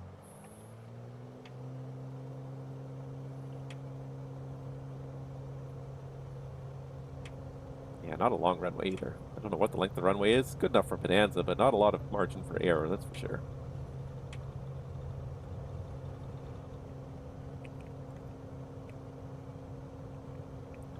All right, there we go. Let's go ahead and get the gear up.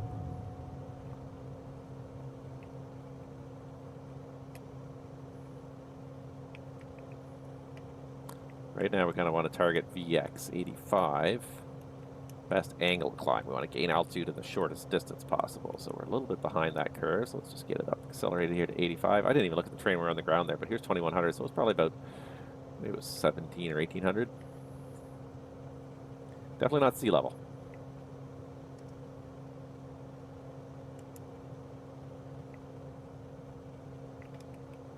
All right, that's probably enough that we can probably get the flaps up. And get climb power set, and then we'll start this gentle turn to the left.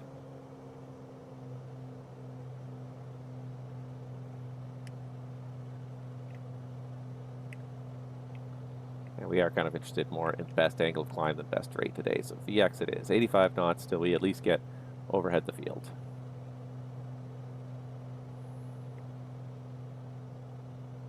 What a dramatic place for an airport. I love it. I love it. Places in this world I never even knew existed at MSFS has brought me to. All right. So the 0, yeah, it's going to take us right across this mountain here. Not quite, but close to it. So yeah, we need some altitude. Looks like the peak of this mountain's at about 3,600, so maybe even 45 might work initially here.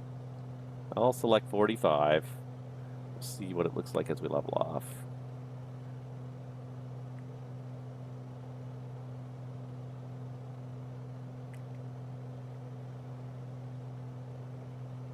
That'll be enough for the first mountain anyways. If we need to climb, we'll do it. All right, so there's the 0. We're not quite overhead the field, so let's go back just towards it a little bit here. We can start accelerating.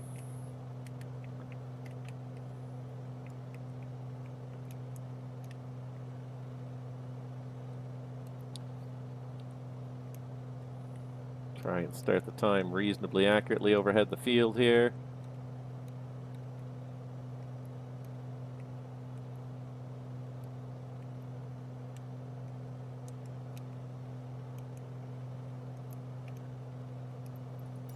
All right, here comes the timer. Let's get the heading appropriate and let's level off and accelerate.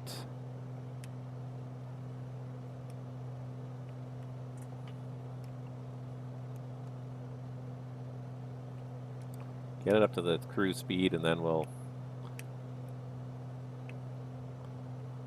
see if we need to climb a little higher. I think we might need to climb a little higher.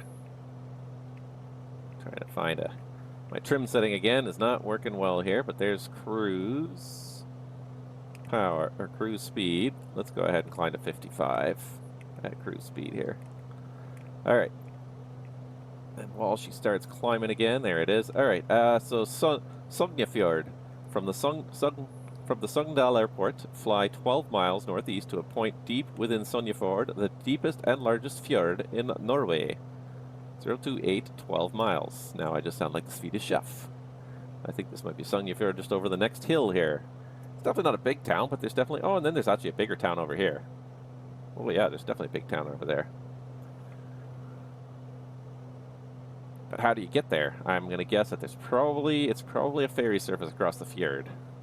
All right, I said we're going to climb 55. I should just put 55 on the bug, so we've got it. Beauty. All right, I think we kind of got it all going on here. We definitely need that 55 to clear this next ridge here.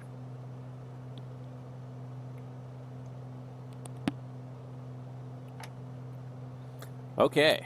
Well, we're getting there. We're getting there. Okay.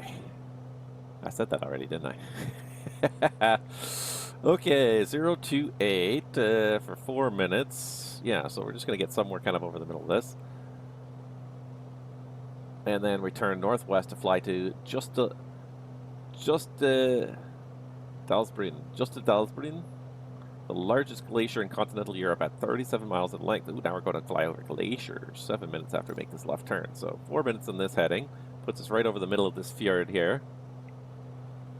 The longest and deepest fjord in Norway. And I mean, look at like, I have no concept of where the coastline is. This is a sea level fjord, but it's somewhere, the coast is somewhere 50 miles back that way.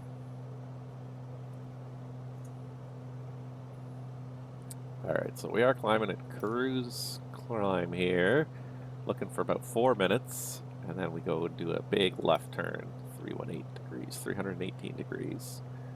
Hopefully 55 will clear this set of terrain here. And we may even need to go higher. Again. All right. I feel like I'm just going to keep it climbing at 65. All right, we're at full throttle climb already, so 65. Yeah, I feel like we're just going to climb full throttle here because they're climbing to 6,500 because we're going to need 6,500 to clear this next segment here. There's definitely high terrain here. All right, so 318 for 7 minutes and 23 seconds to find the glacier. Hopefully the glacier should be easy enough to find.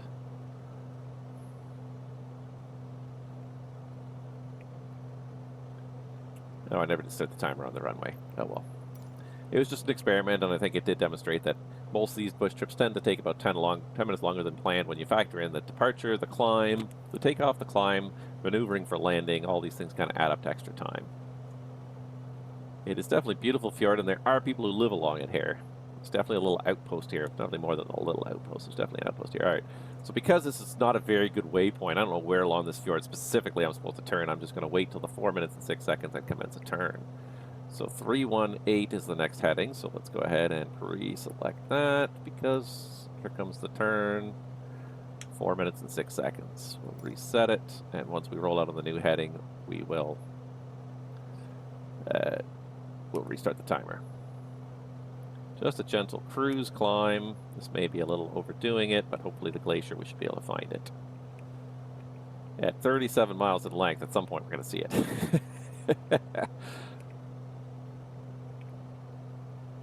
All right, nice 10-degree cruise climb. That's the way there. Cruise climbing turn. That's the way it should be.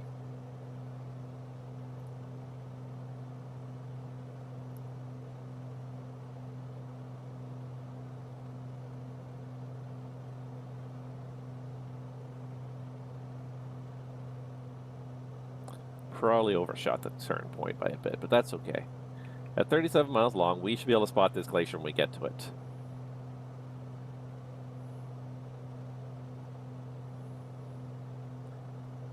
Yeah, even 65. I question 65. 65 feels like we're just going to scrape these mountains here. All right, so let's start the timer now for 7 minutes and 23 seconds.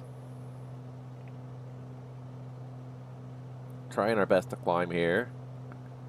Get 6,500, even 65. I wonder if 65 is going to, we'll look at it 65 here because we're not quite there yet. We got to level off a little bit here. So let's keep this climb going.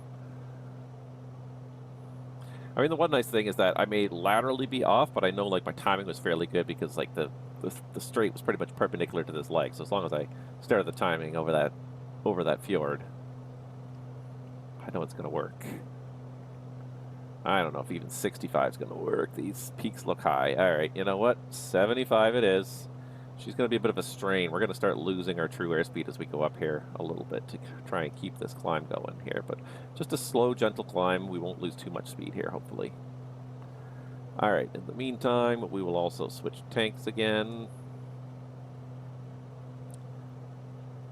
Not that fuel seems to be much of an issue on this leg, but we'll lean out the mixture as we climb.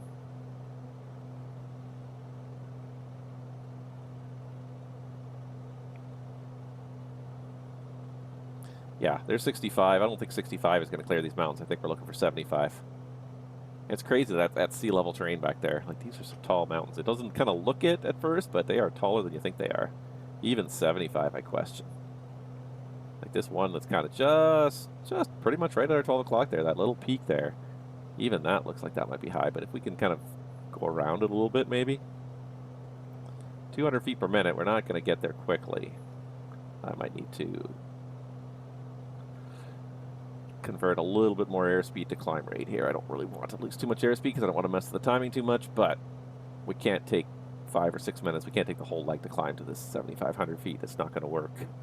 I think this is the other reason why we need a Bonanza for this, is some of these climbs here are pretty impressive. We need a pretty powerful machine to climb up over some of these mountains.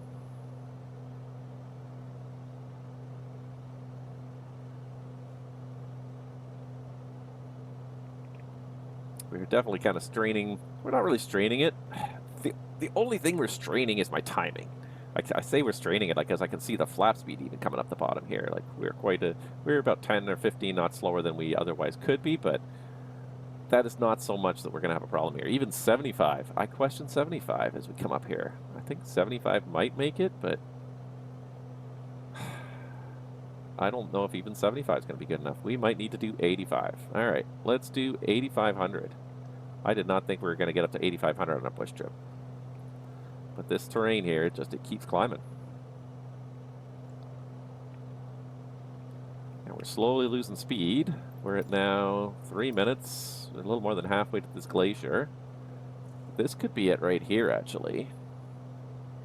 There's a glacier coming down between the valleys right there. That could be it right there. I don't know if 3,500 is quite enough, or 8,500. 7,500, I don't think it's going to quite cut it either over this next mountain ridge. We're going to keep going up to 8,500.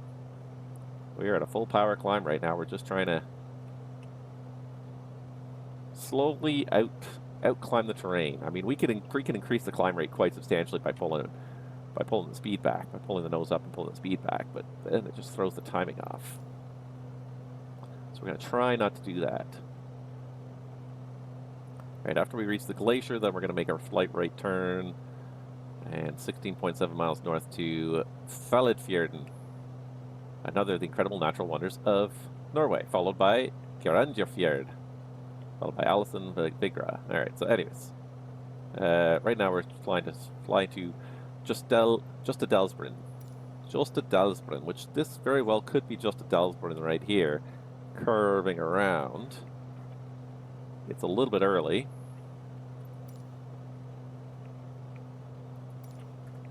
Especially considering we are losing speed here, so I feel like we need to make it over this next peak here.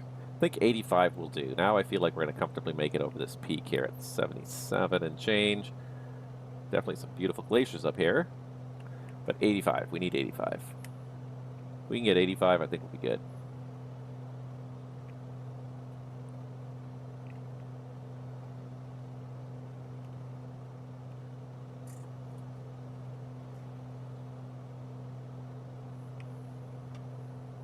Actually, the nice thing is that our true airspeed is actually not falling all that much. If you look there in the corner, even though our indicated airspeed is falling off because we're gaining altitude and the air pressure is lower, it is actually still a fairly high true airspeed. Our airspeed is still staying, true airspeed is staying pretty close to 160, which means our timing is actually going to be fairly accurate. So this could be it. But 37 miles long, that does not look 37 miles long. This first leg, it's only 20 miles since we left the fjord, and this doesn't go all the way back to the fjord. So I wonder if over the top there's another glacier going the other direction. That's my thought. Trouble is, because we're so close to terrain, it's a little bit hard to see these things, or if the glacier just keeps going straight ahead here. Like this whole thing might be the glacier. Maybe from left to right, that might be the glacier. That would put the timing about right. 7 minutes, 23 seconds. Yeah, as we come over the top of this mountain peak, this might be the glacier itself. From one end to the other, from left to right, that might be the glacier we're looking for. Wow, even 8,500 might not clear all the mountains. It looks a lot different than it did at the start of this bush tour. It's amazing how the terrain just sort of shifts slowly but steadily as you cover a couple hundred miles. And what have we covered so far? We've probably covered 100 miles now. I mean, we've been at this, at 160 knots, we've been at this for over an hour, so we've probably covered 150 miles. All right, getting up to 8,500 feet here. Yeah, 75 might have been hard pressed to clear this in all honesty. This must be the glacier from one side to the other. That from that left wingtip to that right wingtip, that could be 37 miles. 15 miles either side of us, that could be it. All right, here comes 85. Let's try and trim it out for a cruise here. And let's get the power back. So let's get the RPM back to 2,300. There we go. Still climbing. All right, I will buy that this is the glacier. This is just a Dalsbrun. I think this is just a Dalsbrun here. This whole glacier on top of this mountain here. So, next is journey 16.7 nautical miles north to Fellidfjorden, another of the incredible natural wonders of Norway. 340 degrees, 5 minutes. Let's put 340. And let's put 5 minutes. All right, so pretty much kind of over the middle of this glacier. Sure, why not? Let's call it 5 minutes and 41 seconds.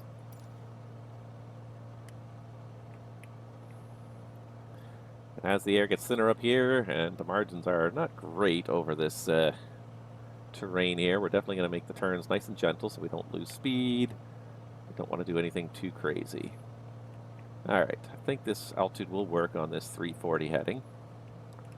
We'll clear that next terrain at the very least, that next mountain peak that we're almost going to go right over. Maybe a little bit to the right of. Might go through the valley a little bit.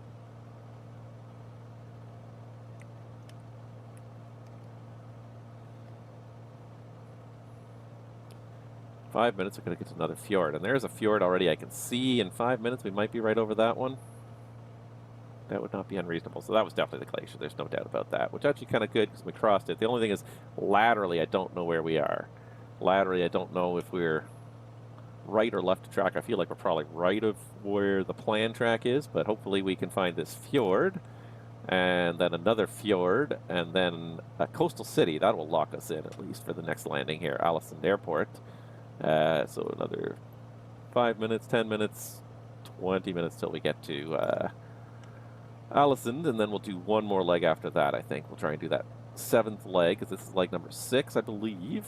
Unless I've lost count. This should be leg number 6, so we'll do that 7th leg, and then we'll probably call it a day after that. But let's get these 2 legs done here over these beautiful mountains. And we are actually not doing bad on the speed here. So as we've gone up, the true airspeed increases because the air pressure is lower, which means our indicated speed is not indicating fast enough because there's not enough air pressure up here to get a proper differential between the dynamic and the static pressure.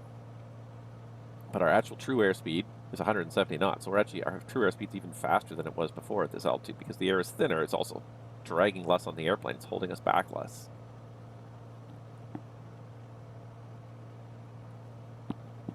So for that reason, the timing is still going to work. And this must be it because I don't see another fjord coming up immediately. But this has got to be the fjord here. This has got to be Fellidfjorden. We're about halfway between the glacier and this kind of turn up here, which makes me think that that is Fellidfjorden. And then we make a right turn. We cut across some more mountainous terrain to another World Heritage Site, Grangerfjord.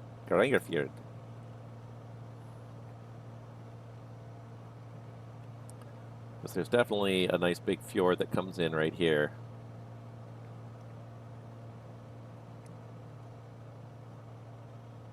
Again, it's like we had this nice big town there, and then we flew over this glacier, and now there's nothing. But it looks like there might be a village up there, actually. It looks like there might be some roadways. I mean, and you kind of look around, and I don't want to disparage anyone's landscape because it's absolutely beautiful here, but it makes you wonder, like, who lives here? Who comes and wants to live here? But I guess, and that's my mindset because that's my bias. I have to admit that's my bias is that I like to live in a place with a lot of other people, where I have access to lots of things. Like And I think it's probably the nature of just where I was brought up. I was brought up near to a large city, so I like the city. I like the advantages it offers. But I can see the advantages of living in a place like this. It's like the natural beauty at your doorstep. My issue would be more not so much with my issue would just be like with the weather. Like I can only imagine what these places must be like in winter. Winter probably lasts like 8 months.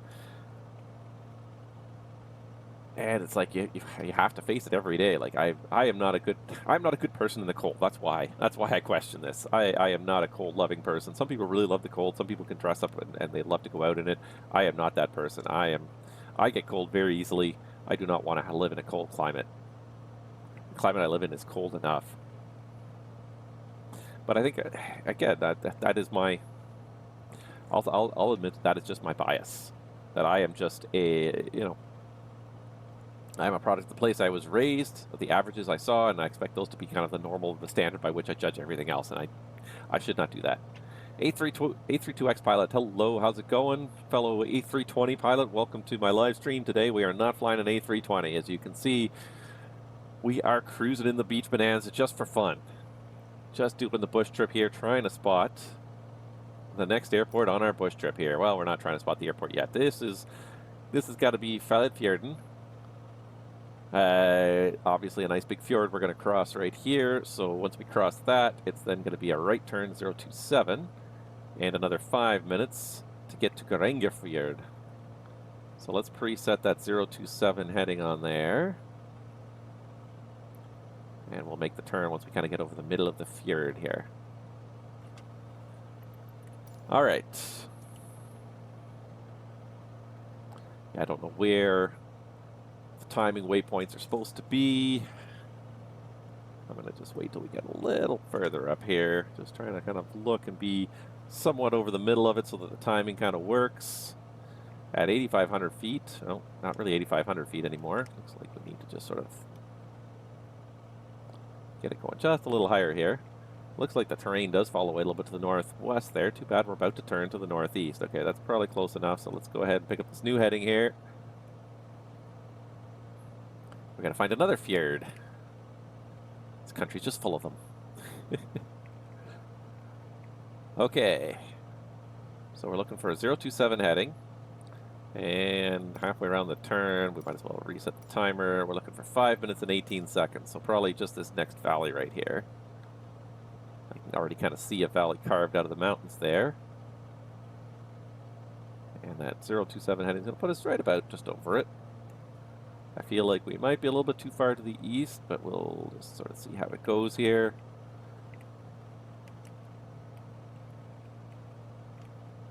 Don't climb that much. Roll out of the turn, and boy, she wanted to climb. All right, just stay at 85. That's what I want. All right, 5 minutes and 18 seconds for Grandeur, one of Norway's most famous landmarks and another of its United Nations World Heritage Sites. And then we're going to go back to the northwest to go to Ålesund. 28 miles to get to Ålesund. Hopefully somewhere, that should become pretty obvious, I think, once we get away from all this mountainous terrain. Do I use Rex? No, I do not. I've tried some of these things in the past, and I find, I don't know. I don't like to mess as much with the base sim now as I used to. I used to like, in the P3D days, I used to really like FTX Global and messing with the base scenery, all those kind of add-ons, but I find that, like, I don't like to mess with the base scenery. It makes it look different, but I don't necessarily think it makes it look better. I've looked at some of the screenshots, I'm like, I see some of the things, but I don't know. I've messed with a few of these things in the past, and I really don't even like them all that much anymore. The other thing, too, yeah. Some of these add-ons, too, that they end up hurting the optimization of the sim, I think. It can be hard, like, I am trying to really milk the sim for all it's worth. Now, I'm trying to run it at 3840. You know, I don't want to do too much to take away from the longevity of the sim. Boy, this... the further you get from the equator, though, this is one thing I noticed when I did the Patagonia tour. is that the poorer the scenery compilations get. And even though we're flying over some absolutely beautiful scenery with obviously with the terrain data, you can see the texturing and the application of things like trees and things like that really kind of falls off in some places here. It becomes pixelated, very pixelated. Not surprising, but yeah, there's definitely some parts of the world where there's not great scenery. But then I find, and this was the other thing I said the same thing when I was doing the Patagonia bush tour. It's like, why would you bring us on these bush tours through this country where you have such low-res scenery? The bush tours, I think, should be really a good opportunity for, Asobo and company to show off what they've done with this simulator, and then to take you to some of the places where, okay, it hasn't done the best job. And yes, and I don't blame Asobo for not having source data. That's not their fault. If you don't have good source data, if the source data doesn't exist, if we don't have high-quality satellite images and high-quality terrain data about certain parts of the world, then obviously you can't do anything about that. But then to go and say, let's go do a low-slope bush tour over this area where we have very little data, and so we've got a very low-quality version of the terrain, I always find that a little bit... what's the word I'm looking for? It's not bad, but it just seems like a poor choice. It seems like a poor choice. You could, when you're creating this tour, you could have probably created any number of routes to get you from A to B. So why, did anybody fly the terrain and look down at the terrain and say, oh yeah, that does kind of look chunky?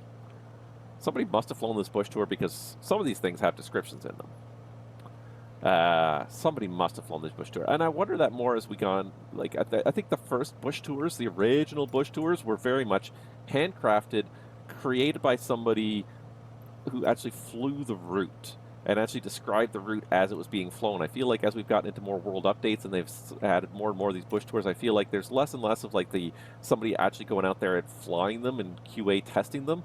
I feel like there's just more of like, we're just going to throw together some waypoints. Hey, that there's a point of interest, there's a point of interest, there's a point of interest. Let's link them all together. And there's not as much description of how to get there. They really rely on you just flying the heading and the track for the prescribed period of time. So this has got to be Grandeur Fjord. I just don't know what point we're supposed to turn over Grandeur Fjord. I think our heading was supposed to probably bring us directly over it, but it's obviously brought us a little bit to the east, probably because we're all a little bit to the east here, this whole thing. I think it's a little bit offset. That's fine. We're going to make a turn here momentarily, and I'll just wait till the 518 and make the turn. 316-degree heading. I won't claim to be perfect keeping headings either, but... All right, 316, so it's almost a 90-degree turn to the left, and we're looking for the beautiful coastal city of Aalesund. 28 miles, 10 minutes away, 9 minutes, 37 seconds away. All right, I'm going to go ahead and start the turn now. And as we start the turn, I'm going to wait till we cross the fjord, then I'll start the timing.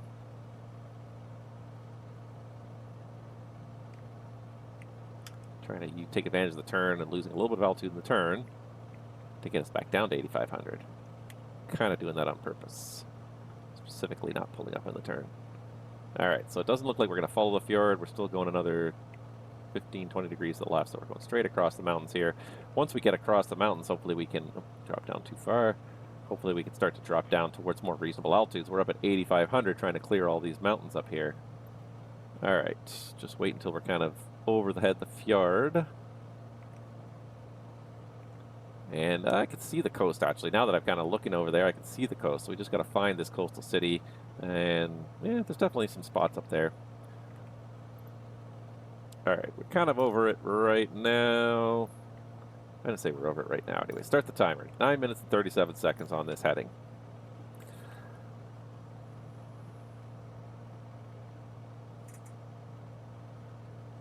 It looks like Grandeur Fjord it looks like it wraps right around there, and then I think we're going to just end up flying over it again here. We got to find this Aalesund, and we got to find the Aalesund airport. Well, no, we found Aalesund correctly because we'll find the airport right after it. So we're looking for the beautiful coastal city of Aalesund, and then fly northwest by another 3 minutes, 8 miles to find the Aalesund airport, which is on the coast there. So I can see the coastline. I just have to figure out where this Aalesund airport is. So it's going to be pretty much straight ahead past Aalesund over to the Aalesund airport. Okay, so I think we're going to be able to find this reasonably well.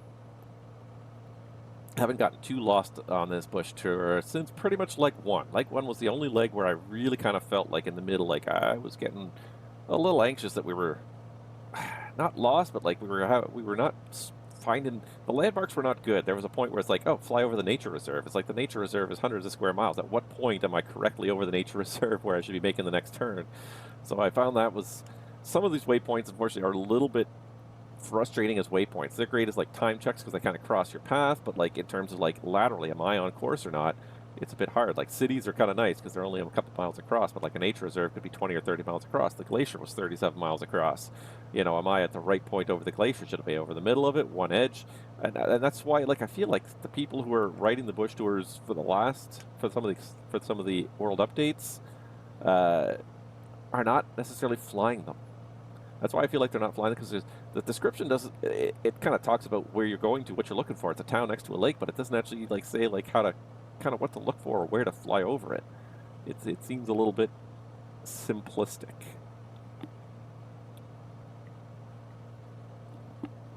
So I do find that a little bit frustrating sometimes. All right, we're looking for the coastal city of Ålesund.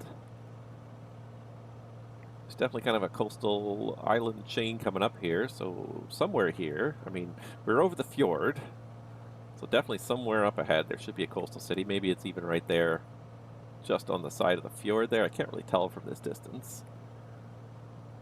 But I wonder if we should start maybe dropping down a little bit here. Just slowly dropping down to even 75 or 65, because obviously this airport's going to be close to sea level. It's going to take us a while to get down there, especially if we're only descending at 500 feet per minute,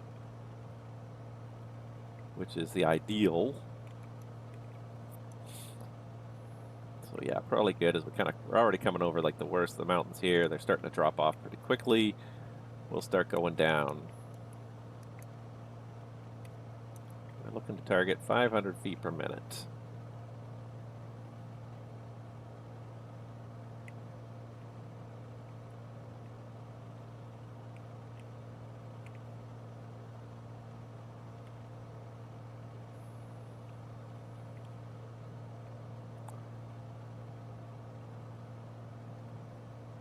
Yeah, I wonder if that's the coastal city just on the other side of the fjord there. It definitely looks like there's kind of like some lighter terrain, which might be a built-up area, which means we'll probably have to drop like a rock here at some point.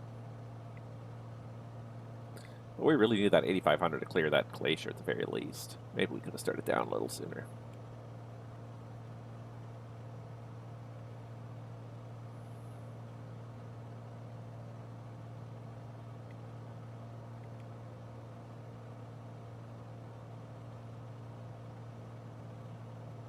Keep backing off the manifold pressure as we go down because it's going to keep on increasing. Yeah, I'm beginning to think that that is Ålesund right there, which means the airport is not far past it.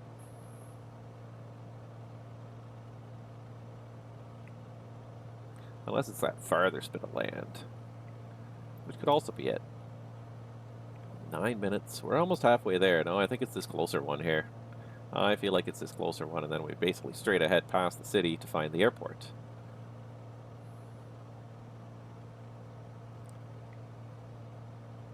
I think what I might need to do is reduce speed to allow me more time to descend. Because I really am trying to keep this... Yeah, I mean, we're not exactly super realistic on a lot of aspects of this, but I am trying to keep the descent rates reasonable. You could shove the nose down and go down to 2,000 feet per minute, but you'd probably blow out your eardrums within 60 seconds. It's an unpressurized airplane, so you have to account for how fast human beings can adapt to an air pressure change, and it's generally 500 feet per minute, especially on the descent. The climb, it's a little bit easier because the pressure outside is decreasing, but when the pressure inside your head is less and the pressure outside is more, it's pushing in, it can sometimes push your sinuses closed. And you end up with a higher pressure outside, so you need that, especially on the way down, you need to be reasonable. Going up where the pressure's pushing out, the pressure inside your head can push those sinuses open quite easily. But if it's outside, it can push them closed and then block it, and then you don't get the equalization you need. All right. So somewhere along here, one of these things here is Ålesund. I think it might be this whole kind of stretch of land here. I'm kind of bearing a little bit to the left because I think the whole time we're a little bit too far to the east. I wonder if that, just on the far island there, could be the airport. I'm crying because sim flying is not popular in Twitch. It's not. I mean, it's one of those things where... But it surprises me the things that are popular on Twitch because, yeah, it's not necessarily a very exciting activity where there's constantly people jumping out at you and gunfire and everything. It's not an exciting activity in that sense. So I get why people don't necessarily want to watch it a whole lot, but like to me, it's interesting. It's interesting to hear somebody talk about it, to watch somebody doing it. Yeah, I tend to agree with you. Like it's not as popular as a lot of other things. It's just the society we live in. Everybody wants things that are hyper stimulating all the time. And I don't want to sit back and do things. Like, it's one of those... it's the same thing with, like, people question, like, you know, a game like American Truck Simulator, like, why would... Or even Euro Truck Simulator, like, why would somebody want to just sit there and drive a truck? Sometimes it's just relaxing. Sometimes it's nice to just sort of sit back and do very little. You don't need to be constantly overstimulated. We live in such a constantly overstimulating time. And people seem to think that, like, if it's not overstimulating all the time, it's not good. It's like, no, it's okay to be understimulated for a while. It's okay to let your brain kind of have a relaxing day. Not every day has to be filled to the brim with activity, constant activity. All right, I'm slowly bringing the power back, letting the speed drift back while we keep the descent rate going here. Because this, Allison, this has got to be the city of Allison here. So we got to find the airport. And that's going to be the fun part here. So the airport is on an island. I don't know where it is. Basically, it says once we hit Allison, we keep kind of flying the same heading here. So,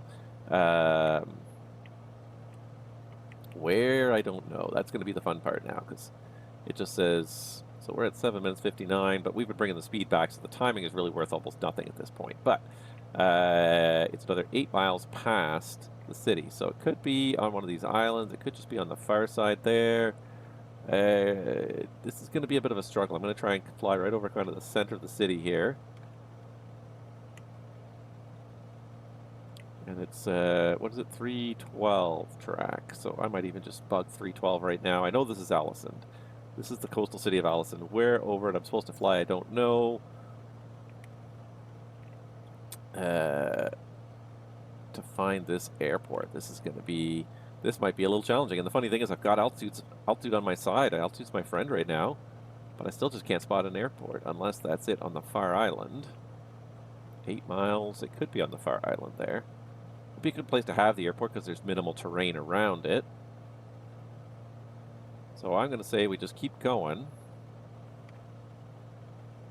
Like, that could be it right there. Like, there's a little kind of white stripe there. That could be it. I don't know if that's it.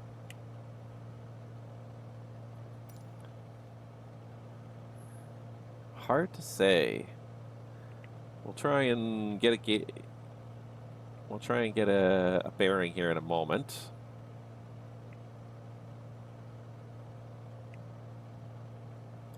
Because I don't know what part, like, it looks like this is all Allison here. This is all one big long city on this kind of peninsula here. So what part of Allison do I have to overfly on the 312 heading to find this airport? So it's got to be either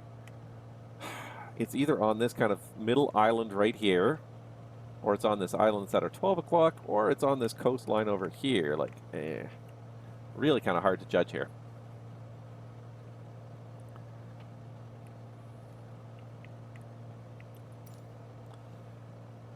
Eight miles, 3 minutes after crossing Allison. We're going to really kind of struggle, I think, to find this. Maybe that's it there. Maybe that is it on the island there. It would be the best place to build the airport because then you have like a nice clear space for approaches on either side. Definitely if you were trying to select a place to build an airport, along this kind of narrow strip of land would not be the best place. I think that's it there. Okay, let's restart the timing now. It's not going to be worth much, but let's restart the timing. But I'll buy that that's it there.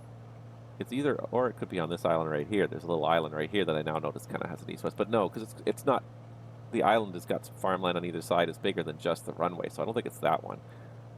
I was looking at this one down here, but I don't think it's this one down here. I think it's this up here. I think this is the airport here. which kind of makes sense because in the background you can see two islands kind of jutting up with a passage between them. That runway is kind of aimed at the passage, which would put the terminal on the right side near us. Yeah, that's it, isn't it? That's the airport there. Okay.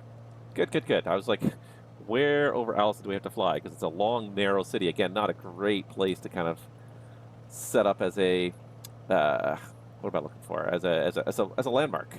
Because, like, what point are you supposed to fly over? If you could distinguish, like, yes, the eastern tip or the, this particular structure in the middle of it, that's great as a waypoint. But a city as a whole, it's not always great, especially if it's a large-ish city. It covers a sprawling kind of area. Yeah, now as we come closer, I can see that that is the airport. So we're just sort of setting ourselves up to go join a pretty much almost right into the right base here. Slant onto the downwind, almost into the right base. Trying to keep our descent rate reasonable. I think so far we've done a pretty good job of that. Keeping the speed kind of not too slow, but also at the same time not too fast so we have time to descend. There we go. That's the Allison Airport right there. Yeah, for sure. Does it stretch out into the water? Yeah, it might. It's hard to tell in that image, but it might. All right. I think we are here where we need to be. It's another successful bush trip. We just got to land it now. I mean, never say never. Never count your chickens before they're hatched. Definitely got to still land it in order to prove that we know what we're doing here, but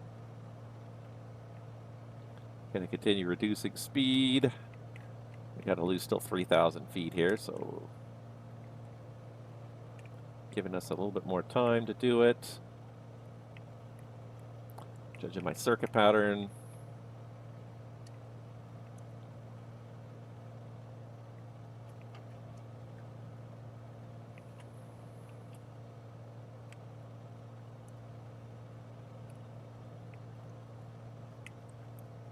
Give us time to get down.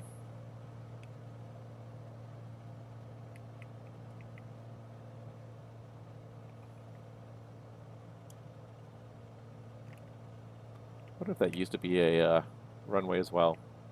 So long and straight, I don't know what else it could be.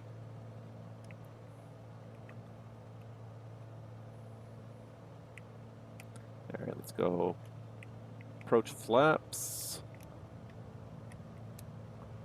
That'll help slow us down some more.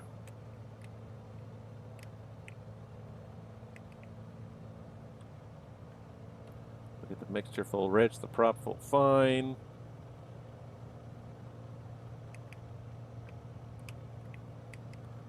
Still just need to extend a little bit just to lose that altitude. Good thing I started descending when I did. I wasn't really thinking about it, but then I'm like, yeah, I sort of did the mental math. I'm like, 8,500 feet, 500 feet per minute. That's 17 minutes to descend. I started doing the mental math. I'm like, oh, we got to start down now. All right, let's go ahead and go gear down.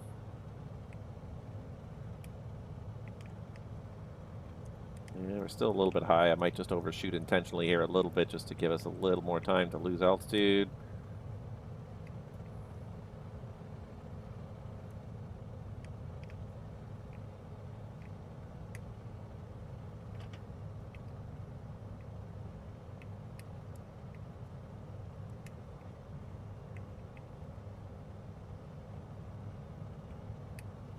All right, we overshot final. That was kind of intentional again. I just wanted to give myself even a little more distance to lose altitude here.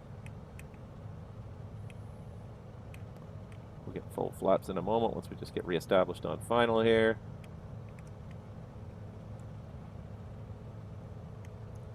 Well, this is a bit of a longer runway than the last place. The last place was a little bit dicey there. All right, let's go full flaps. Let's get some drag going on because we are still high. Despite my best effort to lose some altitude on the approach here, we are still pretty high. Unfortunately, we are going to have a plummeting descent rate in order to get down to this runway no matter what.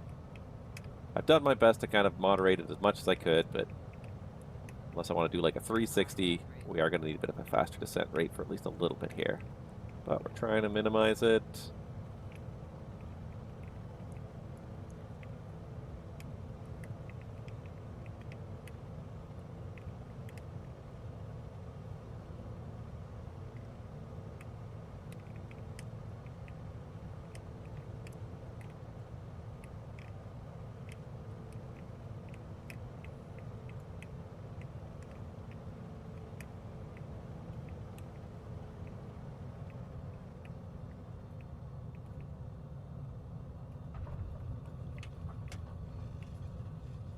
All right, now there's no parallel taxiway here, so we're just going to backtrack the runway and just stop it when we get to the threshold. Don't stop now, don't stop now. Don't stop now.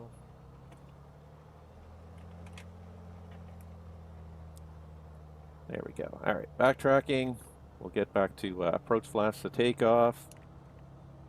Reset the trim. All right.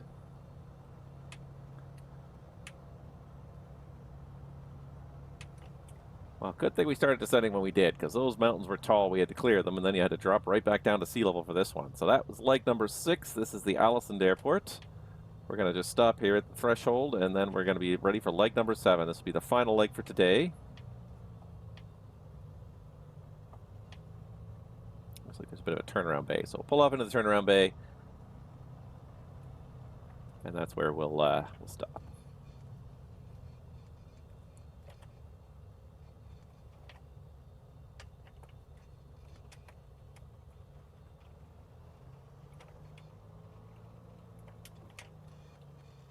All right, that's good enough right there, and boom.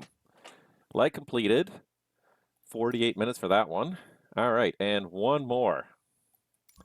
We're going to do leg number 7, and then we're going to call it a day. So we got 22 minutes, 65 miles to go to ENKB, which I don't know what it is, but that's okay. All right, so let's just double check again. We got approach flaps. We got the trim is reset for takeoff. We got mixture full rich. We got the tanks are refilled. We're running on the right tank. And Romsdalsfjorden. Set a course for Romsdalsfjorden, the 9th longest fjord in Norway, 30 nautical miles east of Allison Airport. So now we gotta go east, so we gotta go 077 degrees here. So pre-select this for the departure, and we're kind of, this runway's already facing almost east, so it's almost a straight out departure. 077 degrees, and that is 10 minutes to cover that 30 miles. All right.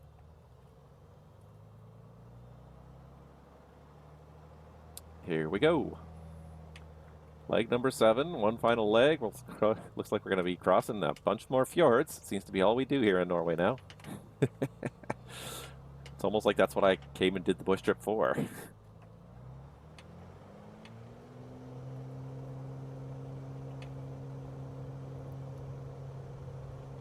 All right. Runway 06, yeah, pretty much almost straight ahead. And if this airplane is trimmed correctly, she almost rotates herself at VR there. Barely even touched it. All right, we got a positive rate. Gear is coming up. I don't know why that's not linked to my throttle quadrant anymore, but I'll fix that later.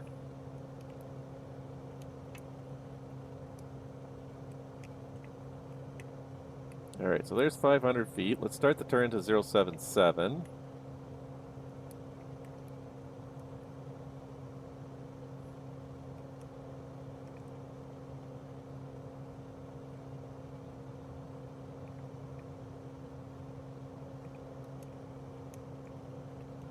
All right, there's 1,000 feet, so we'll go ahead and retract the flaps. That'll bring the nose down and let us start accelerating here. Set cruise power. Oh my god. There's a mountain directly in our path.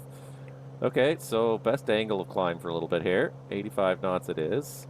Here comes 25 inches. Might be a little bit nose high.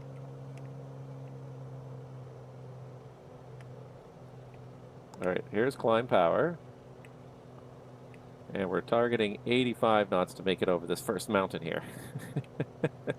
VX. VX is best angle of climb, the maximum altitude over the shortest distance. Unlike VY, which is best rate, which is the most altitude over the shortest time. You'll cover more distance, but you'll get there faster because more speed equals more lift. Of course, this blows the timing completely, but that's okay because I didn't start the timing yet, so 10 minutes. Yeah, this blows the timing completely as we try to do this. All right, I think we're making it over this now. 2,300, 2,500. Maybe we can at least go to best rate for a little bit here. Not quite over the top, but we're close. We can probably at least pitch down and go best rate, which is 100 knots on this airplane.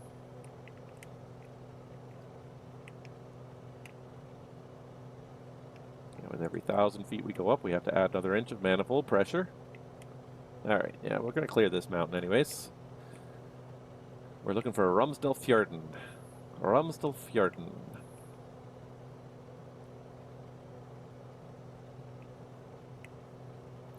Okay. And now that we've kind of cleared most of this terrain, gonna switch it up to the cruise climb attitude here and just try to get the timing back on target here. Not that high. Not at all. Trying to find like a happy medium where we're still climbing, but also accelerating to 160 true.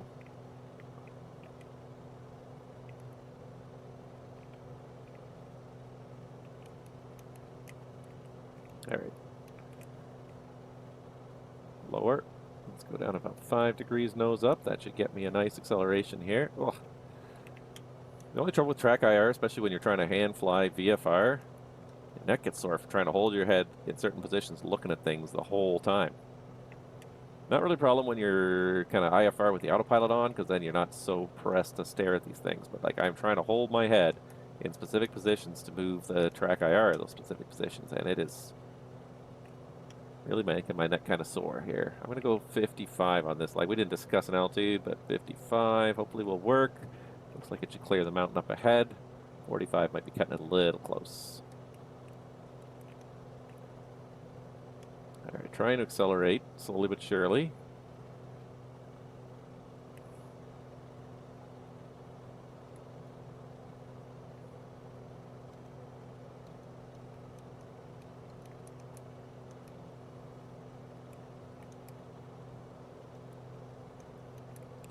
You gotta love the performance of Bonanza, though. At 172, we'd be struggling for this. Even moving at 150 knots true, we're still climbing at 600 feet per minute.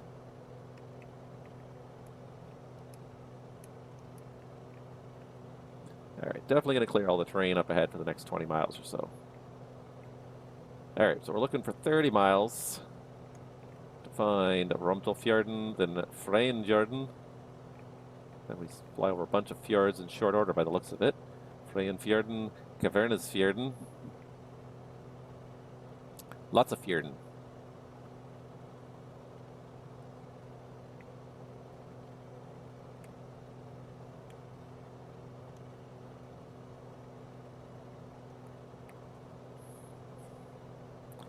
We've almost reached 160 true.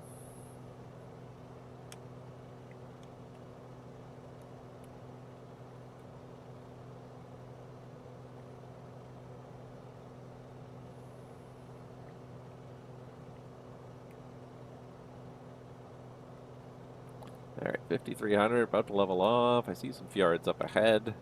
It's a question of identifying them as we get to them. All right. Here comes 55. We pretty much reached cruise speed, so we can bring the power back.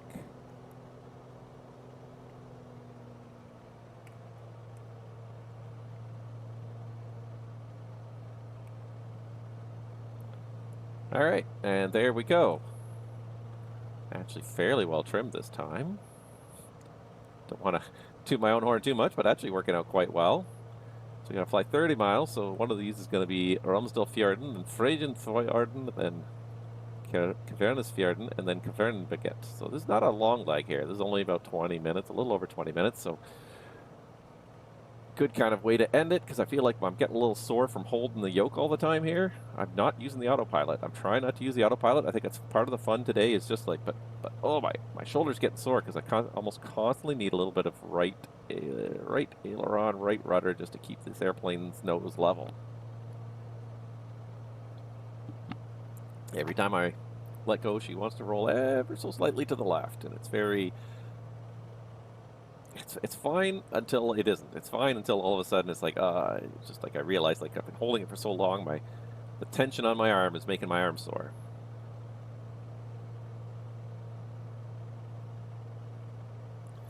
All right, let's go ahead and switch tanks again. Try to switch tanks every time we level off and cruise, because climbing and taking off at full power uses a lot of fuel. And then you reduce your fuel flow at cruise, so it's a good time to sort of like just switch the tanks and hopefully even out the fuel burn for the whole flight.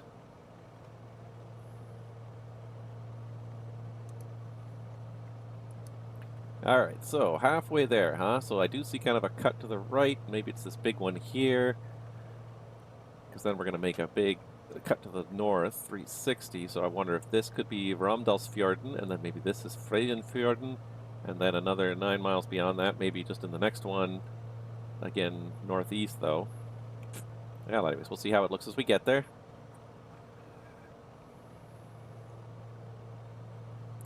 We'll see how the timing is. It's part of the joy is trying to figure out what it is, figure out the descriptions ahead of time.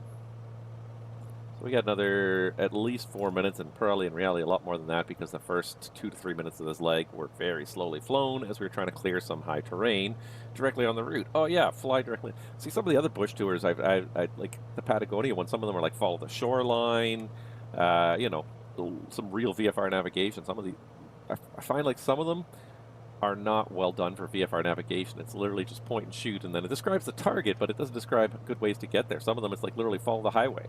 Follow this river. When you cross this river, follow the highway to said city. And it, it makes it a little easier to kind of reinforce what you're doing than just like always just like flying straight heading. So yeah, I find that like I think some of the later World Update Bush tours, I feel like there's a little bit less effort put into it. Some of the original ones, especially like the one, the California Nevada one, was really fantastic in terms of describing what to follow. Like follow the roads, fly up this valley, things like that. Like it really kind of VFR skills.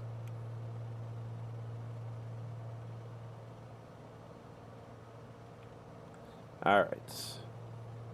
So I don't know which one's going to be Romsdalfjord, but like there's right under 12 o'clock. Like that's got to probably be it. And then we turn, we go north, we find another fjord, and then we turn again back to the northeast, find another fjord. So I feel like this is the first fjord, this is the second fjord, the third fjord is going to be somewhere just over one of these hills that we don't see yet. I think.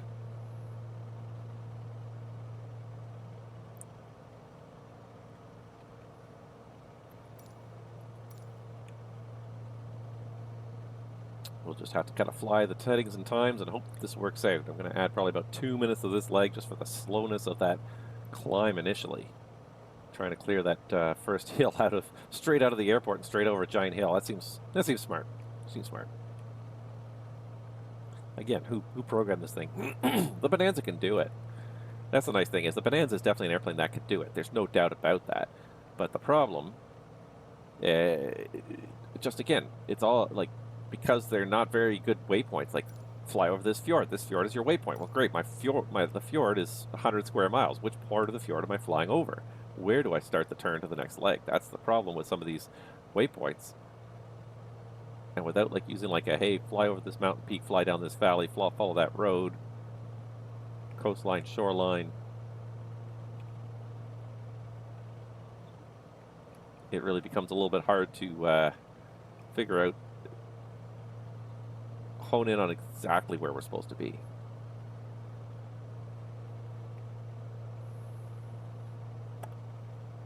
I mean, there is another fjord that kind of goes off to the east here, but like, I feel like we're aimed at this one. I really feel like we're aimed at this one. We're not quite there yet, but I feel like we're aimed at that one. And then 10 miles to the next one, and then 10 miles to the one after that.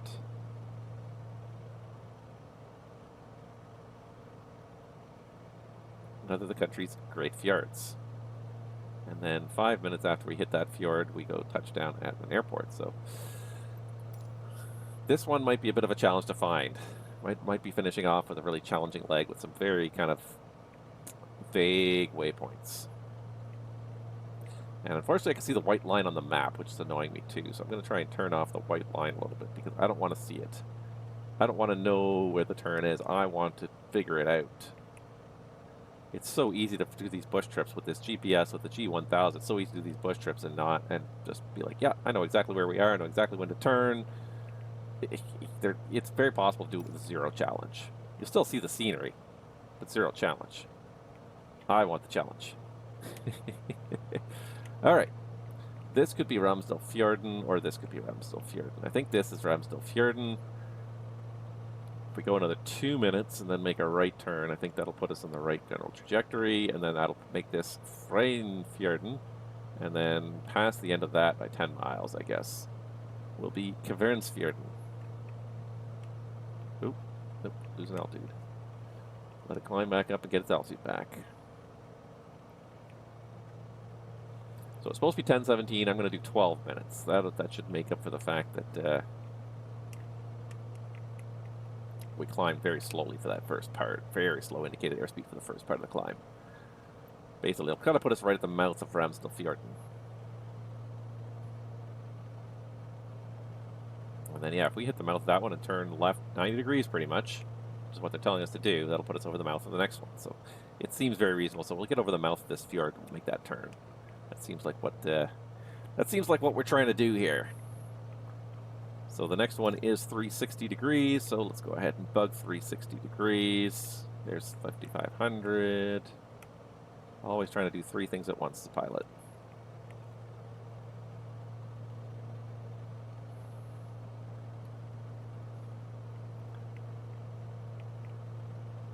And I'm trying to figure out where the next fjord will be. I see a little kind of bit of water just up there, so because it's going to be kind of parallel to what we're doing right now, or it's through there because it's about a 40-degree heading. Oh, it's through there. I see that tuft of water right there, so I bet that's what we're doing. Okay.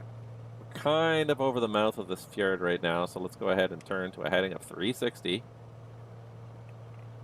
Unless we have to go over these mountains and it's not this fjord, but it's the next fjord. Which it could be. Alright, because that is 12 minutes, so yeah, let's pause that. Let's just roll out on the 360 heading and then restart the timer for a 3-minute, 9-mile run here.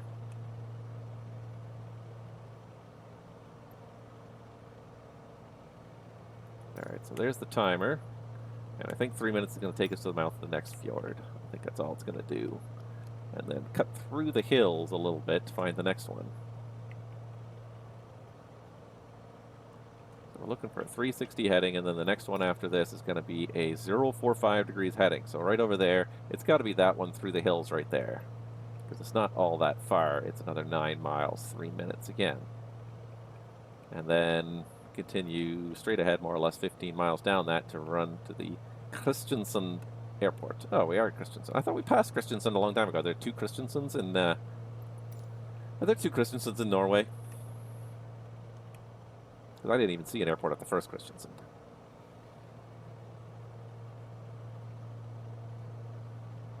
Alright, so timing-wise, we're only at like a minute to get to this one. So that's probably more like 3 miles, so maybe this next one is actually going to be...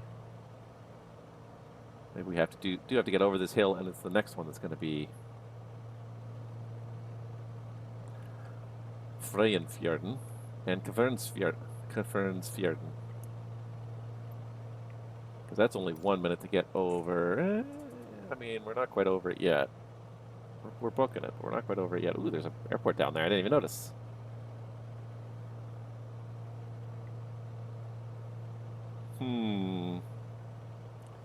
Now the debate really begins over which fjord is which fjord. So 90 seconds in, we're over this fjord. Or do we go 90 seconds more and find another fjord? I don't know if we're going to find another fjord in 90 seconds. Like, it doesn't seem to add up very well here. So one of these fjords, because it looks like this one kind of ends here, and then there's another one here. And after 2 minutes, we're kind of just at the other edge of this fjord. Unless there's another one right over this mountain right here, which is possible. A little high. Now I gotta find the Kristiansand Airport. Yeah, there's definitely one that cuts in here, so maybe that's it. Maybe just coming over this next mountain range here, because that'll be about another minute. What are we looking for? We're looking for 319. So yeah, I'll buy that. That seems not unreasonable. So it wasn't this fjord after all. It was right over the mountains into the next fjord. And then you keep going up to the next fjord. Because if there's one thing they have in Norway, apparently it's fjords. Alright, this one, we didn't even go all that far, but boy, this one's a little bit challenging. Again, just like, it depends on the quality of your landmarks. And even if you say, like, cross over the mouth of the fjord, or cross over the end of the fjord, it makes it easier to spot a target, but otherwise, you're really kind of hurting here. Alright. I don't think there's a fjord right here, so 3 minutes and 19 seconds. It's going to kind of put us over this one here. I don't think there's an inlet right here, unless there's one in this next valley here. Patience, my son, patience. I do see a lake. I don't see a fjord. So it's got to be this, what's coming up over here. So we'll keep going until we cross over that, and then we'll turn to the right. It does kind of make sense to go 45 degrees because that'll be kind of right up this whole thing here. And I think it's one of those cases, too, where it's like, when you've got multiple inlets and bays, where does one bay start and the next bay end? Where does one fjord start and the next fjord end? So we're a little bit over on the time now, aren't we? We're 3:55, almost 4 minutes. We're a little bit over on the time, but I think this was it. I think we had to climb this, and I think this is, as we come over this right here, I just can't quite seem to get, what I need to do. There. This has got to be it right here. So, then we turn to the heading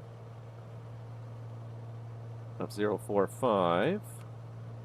Restart the timer for another 3 minutes. And I think like this little inlet is probably Freyjafjorden, and then the whole big one here is Kvernesfjorden. We fly 10 miles along that, and then we fly another 15 miles along that. 10 miles, and then another 15 miles. So in 25 miles, we should find the Kristiansand Airport, hopefully. This does kind of make sense because it flies us right along here, so.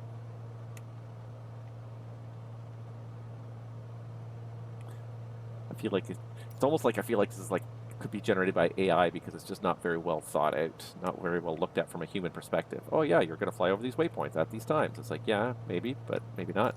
Okay, restarting the timer for another 3 minutes and 8 seconds, followed by 5 minutes 23 seconds. So about 8.5 minutes, we should be able to find the Kristiansand Airport. We're going to go 045, then we're going to bear a little bit left to 036. And Kristiansand kind of on the... And that could be Kristiansand right there, like as a town. So along the edge of some water, aimed at some higher terrain, like even this right here could be Kristiansand Airport for all I know.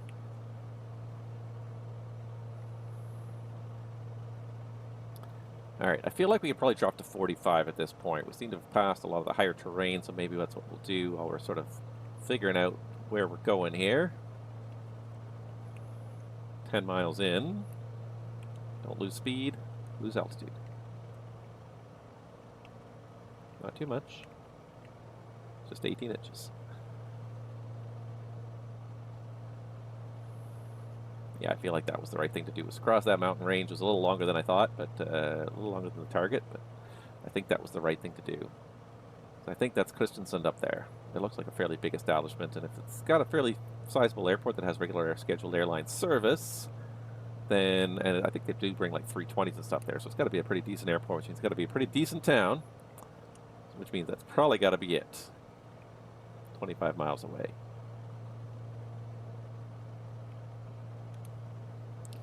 It's also possible that this kind of passage here is also, could also be Kvernesfjorden here. Because we are at 142, we're looking for 308. This could be, this passage here could be Kvernesfjorden. And then we make a slight turn to the left, 036, and then we're looking for, ooh, actually. Ah, look at this. This looks a lot like this. I think that's the airport right there on this spit of land maybe, but there's like some higher terrain to the one side of it, so I don't know. It could be though. Or it could be this right here. See, and I think it's this right here. Because there's that higher terrain, it's aimed right at that kind of thing. There's a little water passage to the right of it. I bet you that's the Kristiansand Airport right there. Yeah, this has got to be what we're looking for here. So this has got to be the Kvernesfjorden. This passage right here, and then we go 036 heading to get to the Kristiansand Airport. 4,500 seems to be fine. I'm even going to go with 3,500. I'm not going to stop the descent now here because I think that's the Kristiansand Airport there already. Even though we're going to go almost right over this peak right here. Yeah, that's got to be the airport right there. So I think what we're going to do is we're just going to cut over right now.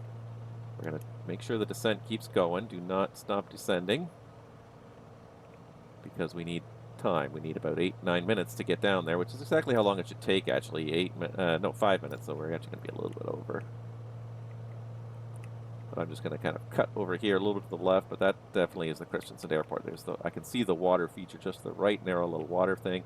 Yeah, that's Christensen Airport. So let's just take a little scenic tour to make sure we're losing altitude. And might even pull the speed back just to, again, buy us more time to lose that altitude. We won't get to the airport as soon with less speed.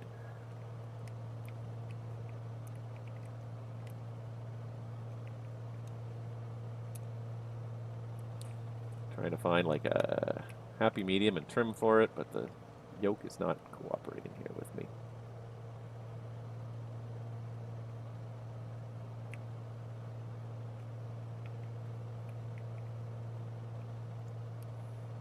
It's like either 900 or 0. Seem to be my two options these days. Yeah, it's definitely the airport. We just have to lose some altitude to get there.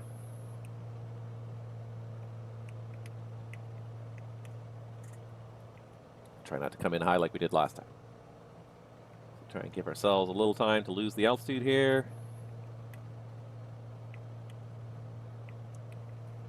As the airplane decelerates, the nose pitches down even more and we lose even more altitude. So trying to find like a happy medium here. We're going to need a bit of extra time, because we're still going to need about 6 minutes if we're going down at 500 feet per minute, and the airport's not 6 minutes away yet.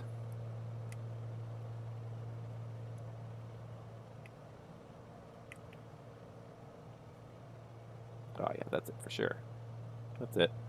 We just need to scenically look at Christensen while we lose the altitude that we don't need.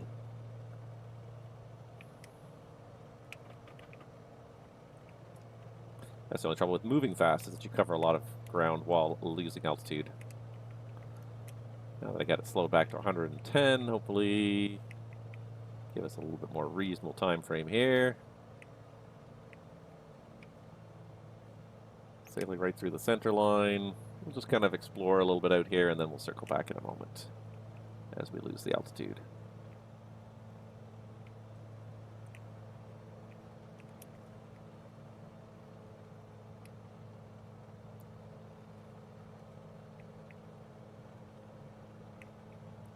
All right, I feel like if we start kind of doing a 180 back and then kind of join a left base from here, that'll work nicely.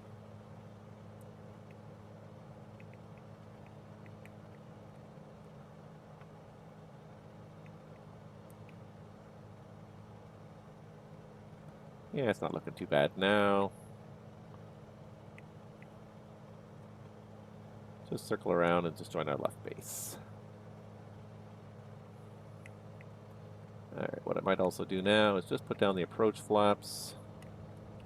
It's going to help drag us back here.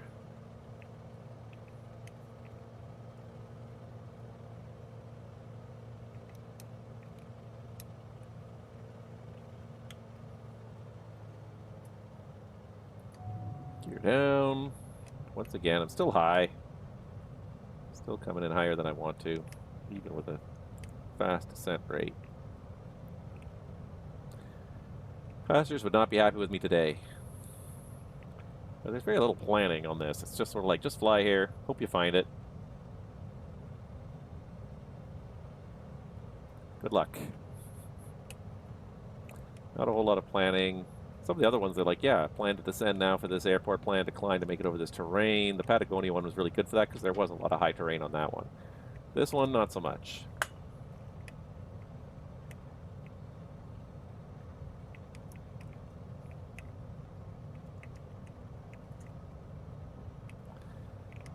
All right, now we seem to be kind of on a, not an unreasonable approach for profile. We're a little bit high, but we're not unreasonably high. All right, let's go ahead and flaps full.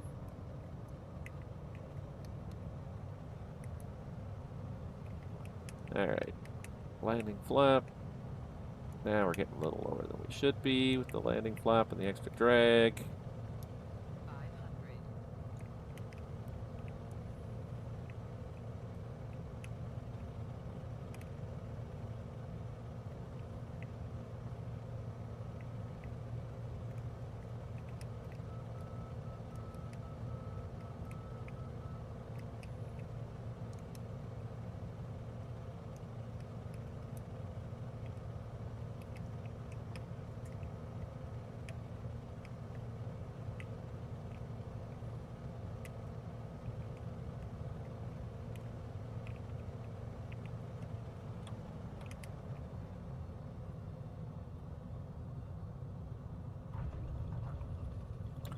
All right.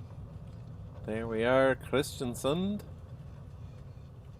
We're going to spin around and just go to the threshold of the runway because there doesn't seem to be a turnaround bay and no parallel taxiway again, because those are the kind of places we're in right now where there's not a whole lot of traffic, so not a whole lot of excess facilities.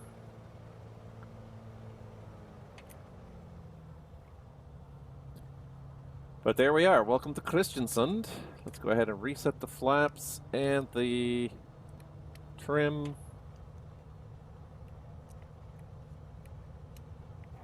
Let's reset for takeoff. Should be looking outside, not inside.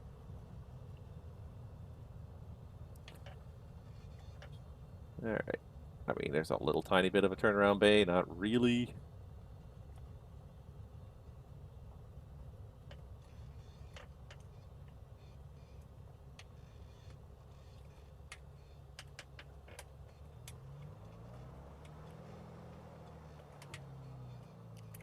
All right, good enough for today. Leg completed, 30 minutes. 22-minute leg still takes 30 minutes. It's almost 8 to 10 minutes longer. But that is it. That's all I'm doing today. That is enough for today. I hope you guys have enjoyed this. Welcome back to Christiansund. We are definitely going to resume the bush tours hopefully next week if time allows. We'll see how the weather is and how the time allows, but I'm certainly hoping to. But in the meantime, that is enough for me today. So thank you guys so much for watching. I hope you enjoyed this. That was absolutely beautiful terrain, a little bit challenging to try and make sure we found all those airports, and especially climbing up over that glacier and a few other places where we had some high terrain we really actually had to worry about.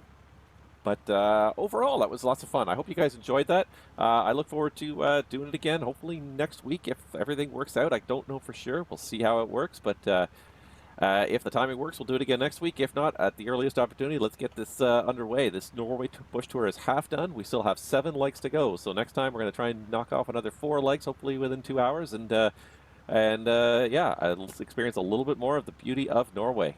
In the meantime, guys, enjoy your day wherever it takes you, and we'll see you guys all on the next live stream. Take care.